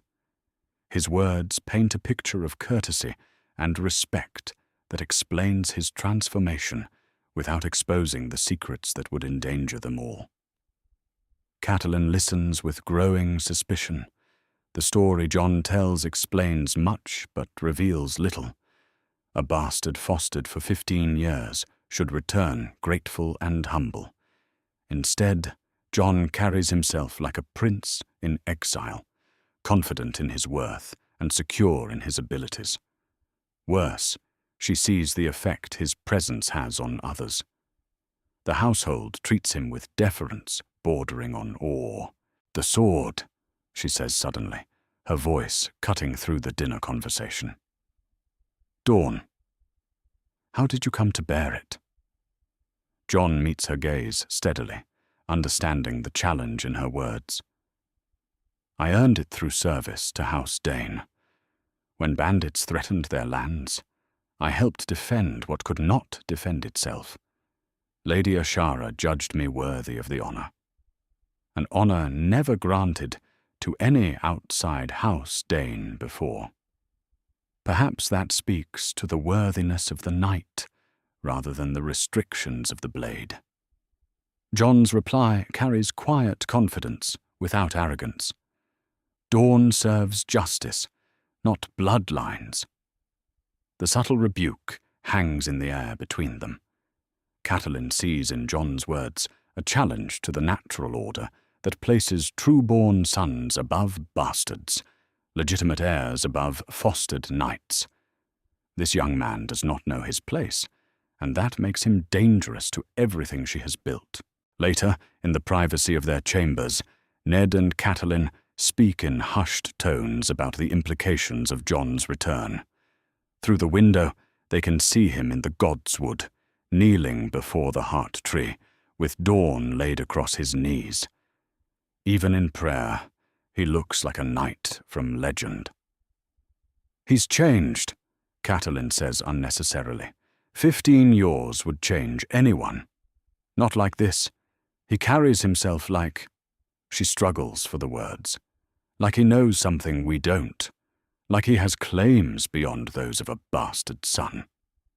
Ned says nothing, but his heart pounds with the knowledge of how close to truth her instincts have carried her. Jon has indeed returned changed, transformed by secrets and training that would reshape the realm if revealed. The boy he sent south for protection has returned as a man who could claim the Iron Throne by right of birth. Outside in the godswood, Jon prays to the old gods for wisdom and strength. Tomorrow will bring new challenges as he navigates the complexities of his position in a household that no longer knows how to treat him. He is no longer the bastard they expected, but not yet able to reveal what he truly is. The return to winter has begun, and with it comes the testing of bonds forged in exile and secrets kept through 15 years of careful lies. The morning sun casts long shadows across Winterfell's training yard as two young men test themselves against each other with practice swords. Jon and Robb move together with the fluid coordination that comes from weeks of shared sessions, their blades singing as they engage in controlled combat that pushes both to their limits. Sweat beads on their foreheads despite the crisp autumn air, marking the intensity of their effort. "Again," Robb calls as their latest exchange ends with Jon's blade at his throat. "Show me that water dance combination one more time." Jon steps back and assumes the starting position, his movements flowing like liquid grace as he demonstrates the Bravosi technique Ashara taught him years ago in Starfall's courtyards. Robb watches intently, his grey eyes tracking each subtle shift of weight and angle that makes the sequence so effective. "It's all about timing," Jon explains as he completes the form. "You don't fight the opponent's strength. You redirect it and let their power work against them." Robb nods and attempts the combination himself, his auburn hair catching the sunlight as he works through the motions. His execution lacks Jon's perfection, but the fundamental understanding is there. Where Jon learned to fight in the refined schools of Dawn, Robb has been shaped by the practical necessities of northern combat. Together they create something stronger than either could achieve alone. "Your turn," Jon says, tossing Robb a wooden shield. "Show me that cavalry charge counter you've been developing." The technique that follows demonstrates why Robb will make a formidable lord someday. His understanding of battlefield tactics goes beyond individual skill to encompass the larger picture of how armies move and fight. Jon listens carefully as Robb explains the theory behind the maneuver, recognizing wisdom that complements his own education. "In Dawn, they fight differently," Jon observes. "More skirmishing, less heavy cavalry. But the principles remain the same. Know your enemy's weaknesses and exploit them without mercy." Their conversation is interrupted by the arrival of Master Luwin, who approaches with the careful steps of a man bearing serious news. The grey-bearded scholar has served House Stark faithfully for years, and his expression carries weight that makes both young men instantly attentive. "My lords," Maester Luwin says formally, "your father requests your presence in his solar. Ravens have brought word from King's Landing that requires immediate attention." Jon and Robb exchange glances, understanding that their morning's training has ended. They follow the Maester through Winterfell's ancient corridors, past tapestries that tell the history of House Stark in wool and silk. The castle feels different now that Jon has returned, more complete somehow, as if a missing piece has finally found its proper place. In Lord Eddard's solar, they find their father studying letters spread across his desk like pieces of a puzzle he cannot solve. The Lord of Winterfell has aged in the weeks since Jon's return, the weight of responsibilities pressing down on his shoulders with increasing force. When he looks up at his sons, his grey eyes reflect troubles that extend far beyond Winterfell's walls. "Sit," Ned commands, his voice carrying the authority of a man accustomed to being obeyed. "What I'm about to tell you doesn't leave this room." Jon and Robb take seats before the desk, their attention focused entirely on their father. Whatever news the Ravens have brought, it has clearly shaken the usually unflappable Lord of Winterfell. "King Robert plans to visit Winterfell within the fortnight," Ned begins. "He travels with the royal family and a significant portion of the court. The visit is officially a gesture of friendship between old companions. The reality is more complicated." "What does he want?" Robb asks, though his tone suggests he already suspects the answer. "He wants me to serve as his hand of the king. Lord Jon Arryn died suddenly, and Robert believes he needs someone he can trust in King's Landing." The implications of this revelation hit both young men immediately. If Ned accepts the position, he will leave Winterfell to manage the complexities of southern politics. The burden of ruling the North will fall increasingly on Robb's shoulders, ready or not. "Will you accept?" Jon asks carefully. "I don't know," Ned admits. "The realm needs stable leadership, but the North needs its lord as well. There are troubling reports from beyond the wall, and the mountain clans grow bold in their raids. Leaving now would mean abandoning responsibilities that have been trusted to House Stark for thousands of years." "Then don't leave," Robb says with the confidence of youth. "Send your regrets, and remain where you're needed most." If only it were that simple. Ned's expression grows grave. "Refusing a king's request is not without consequences. Robert is my friend, but he is also my sovereign. Defying him could cost House Stark more than we can afford to lose." Jon listens to this exchange with growing understanding of the forces that shape their world. The lessons Ashara taught him about politics and power suddenly take on new relevance as he sees how they play out in practice. Kings may rule through law and tradition, but the reality involves complex webs of obligation and mutual dependence. "What would you need from us?" Jon asks, surprising both his father and brother with the directness of the question. Ned studies his sister's son carefully, noting the maturity that 15 years in Dawn have instilled. "If I go south, Robb will need counsel and support. The North is not an easy land to rule, and enemies will test any perceived weakness." "Then he'll have it," Jon replies simply. "Whatever House Stark needs, I'll provide." The words carry weight beyond their apparent simplicity.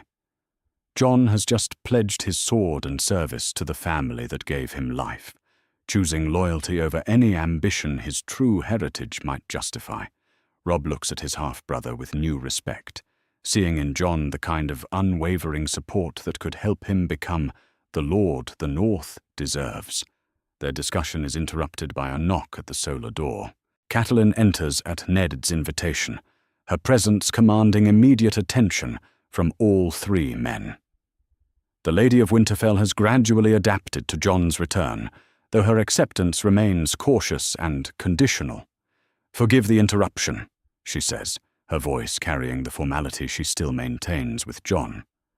"But there are household matters that require decision before the king's arrival." Ned gestures for her to continue, and Catelyn begins outlining the preparations needed to accommodate the royal party. Food and lodging for hundreds of courtiers, security arrangements for the king's protection, protocols for receiving royalty in the ancient halls of Winterfell. The scope of the undertaking becomes clear as she speaks. "We'll need to organize hunting parties," she continues, King Robert will expect entertainment worthy of his station. The logistics alone will strain our resources. I can help with the hunting arrangements, Jon offers. I know the Wolf's Wood well, and my experience in Dorne includes organizing expeditions for noble guests. Catelyn pauses, considering the offer.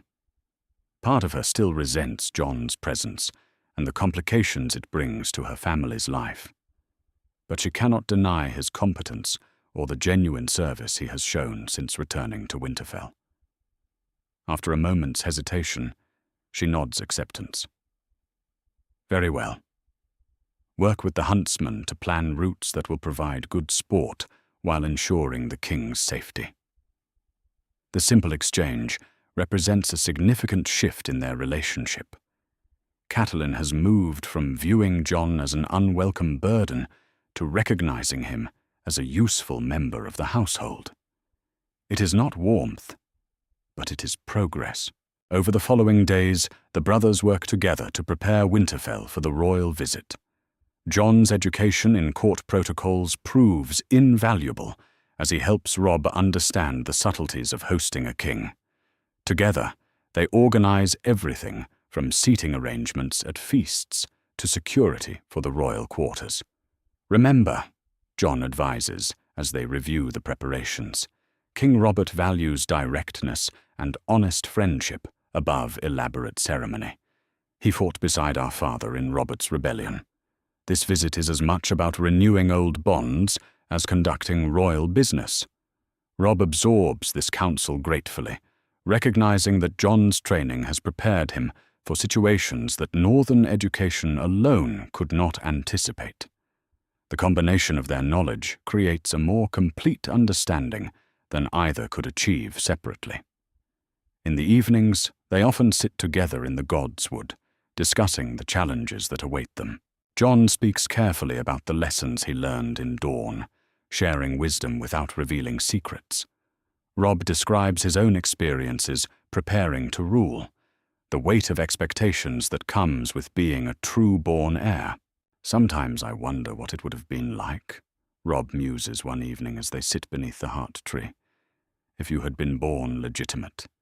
You have all the qualities of a great lord.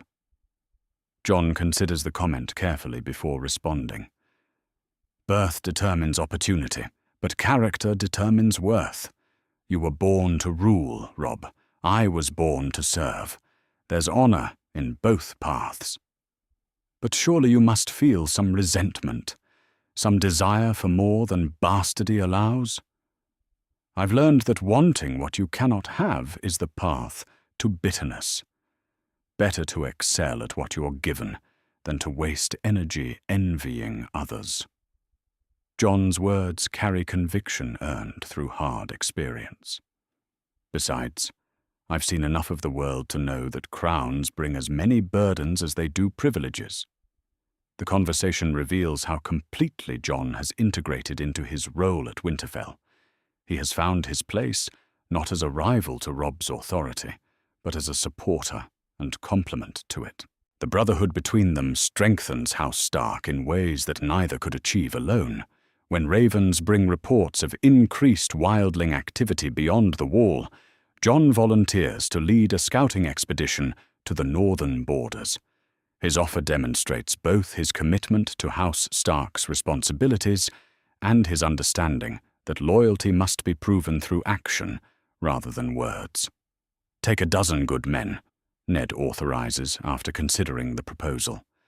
Investigate the reports and return with accurate intelligence. If there's genuine cause for concern, we need to know before the king arrives. Jon's expedition returns within a week, bearing confirmation that something has disturbed the wildlings' usual patterns.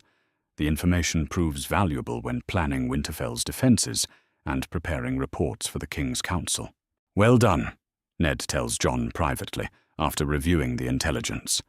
You've shown the judgment and reliability that House Stark requires. The praise carries deeper meaning than casual approval. Ned has watched Jon carefully since his return, testing his loyalty and assessing his character. What he has found reassures him that his sister's son has become a man worthy of trust and responsibility. As preparations for the royal visit near completion, the household has fully accepted Jon's presence among them. Servants seek his counsel on matters of protocol. Guards respect his combat skills and leadership abilities. The transition from absent bastard to valued member of the household is complete. In the Great Hall, during the final feast before King Robert's arrival, Jon sits at the high table beside Robb, with Dawn at his side. The sight would have been unthinkable weeks ago, but now it seems natural. The brothers have found their rhythm, each supporting the other's strengths while compensating for any weaknesses. "Whatever comes next," Robb says quietly as they raise their cups in toast, "we face it together."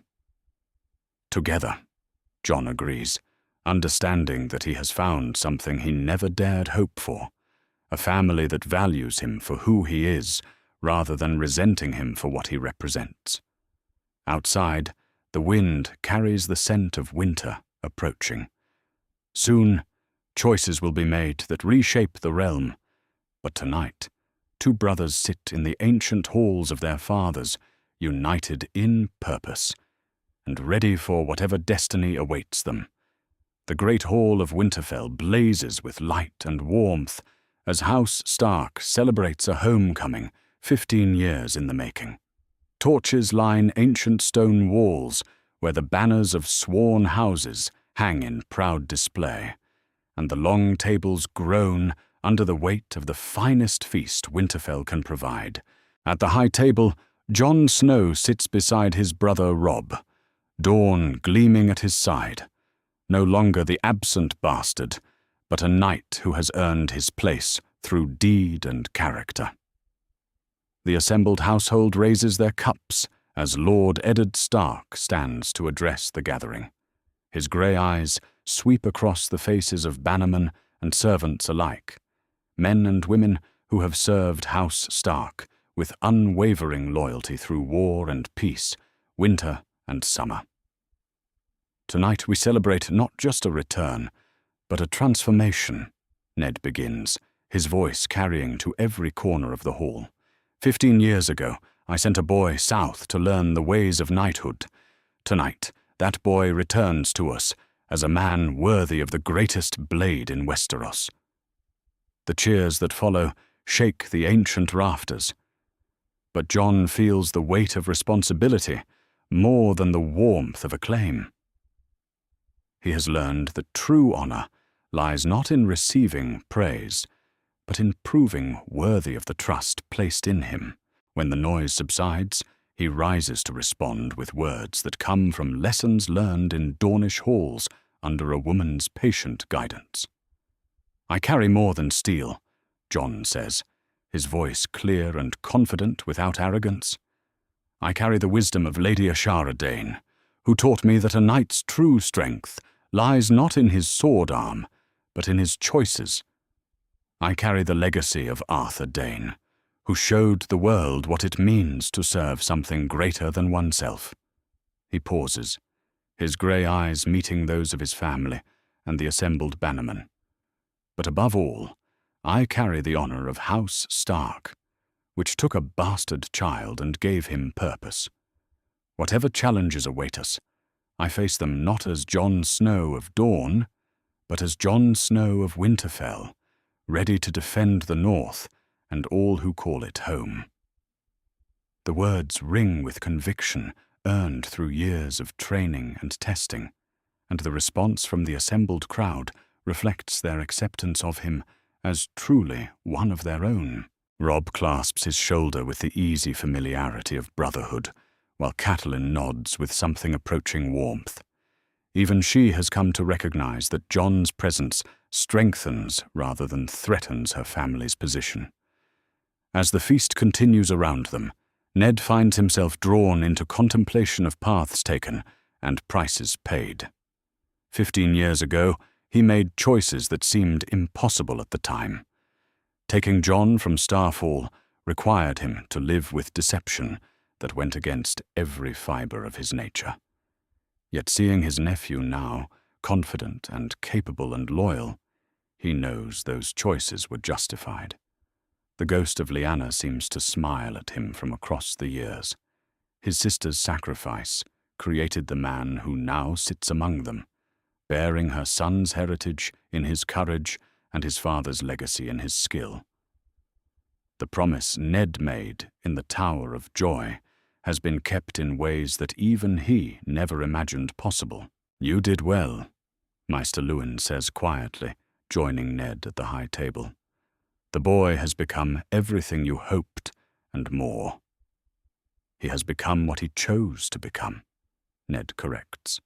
"The credit belongs to those who shaped him and to his own character. I merely provided the opportunity."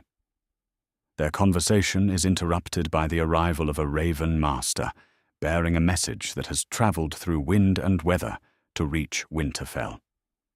The dark bird perches on the man's arm with the exhaustion of a long journey, its message sealed with wax that bears an unfamiliar sigil. Ned breaks the seal and reads the contents with growing concern. The letter speaks of disturbances across the Seven Kingdoms, of a king who grows increasingly unstable and lords who whisper of discontent. Winter approaches from the north, while political storms gather in the south, and House Stark may soon find itself tested in ways it has not faced for a generation.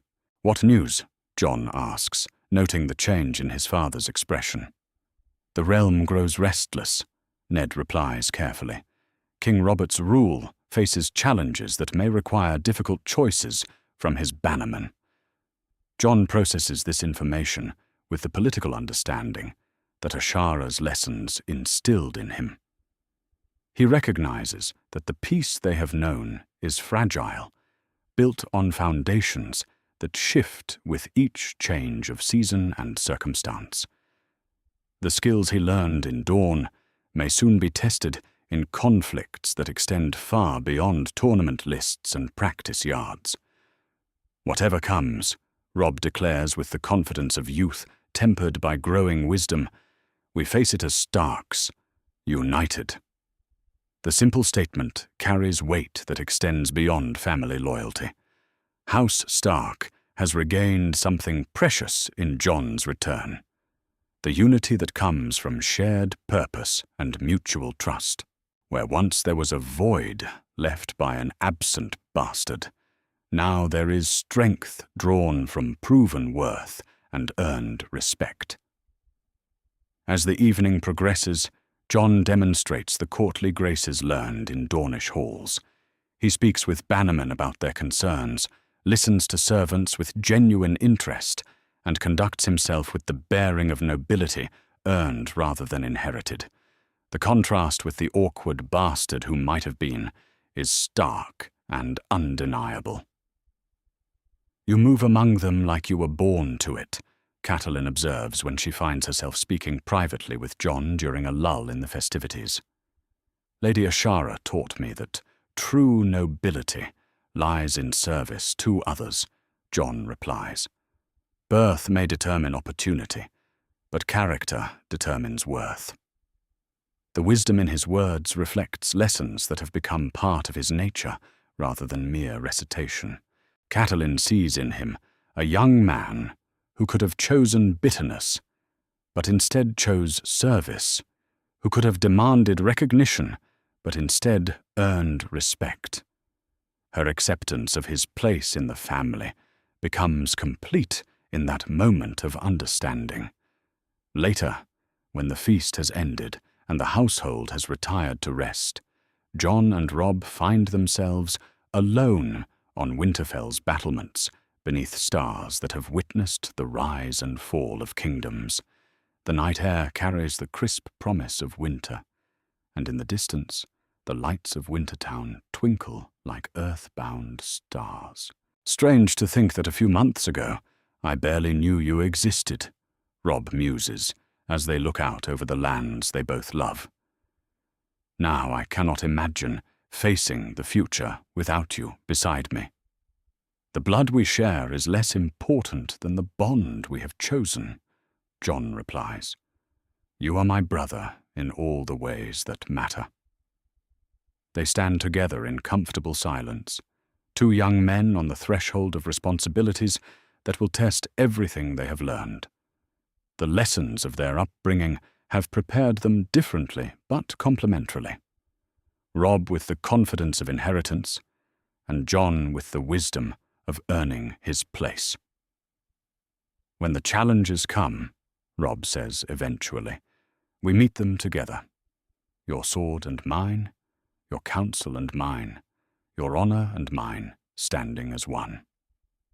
Together, Jon agrees, understanding that they have forged something stronger than blood or birth, a partnership built on respect and trust that can weather any storm. As dawn approaches over Winterfell, Jon makes his way to the Godswood for private reflection. The heart tree's carved face seems to watch him with ancient wisdom as he kneels before it with dawn across his knees. 15 years of journeying have brought him full circle, from the infant saved in dawn to the knight returned to serve the north. The prayers he offers are simple: gratitude for those who shaped him, strength for the challenges ahead, and wisdom to remain worthy of the trust placed in him. He thinks of Ashara in her tower at Starfall, of Arthur's legacy living on in steel and deed, of Lyanna's sacrifice giving meaning to his existence. When he rises, Jon Snow stands as a man complete in himself and secure in his purpose. The bastard who left Winterfell as an infant has returned as a knight worthy of legend, carrying Dawn not as a burden, but as a promise. Whatever trials await the Seven Kingdoms, House Stark will face them with unity and strength, two brothers standing together against the darkness. The sun rises over ancient walls, painting the stones of Winterfell in warm gold. In that light, a knight takes his place among his family, ready to defend all he holds dear with the skill earned in exile and the love found in homecoming. The transformation is complete. The promise is made. The future, whatever it may bring, awaits. That's our theory. Westeros is a land filled with exciting stories and possibilities, and we love exploring them. If you want to accompany us on this journey across the Seven Kingdoms and beyond, then please like,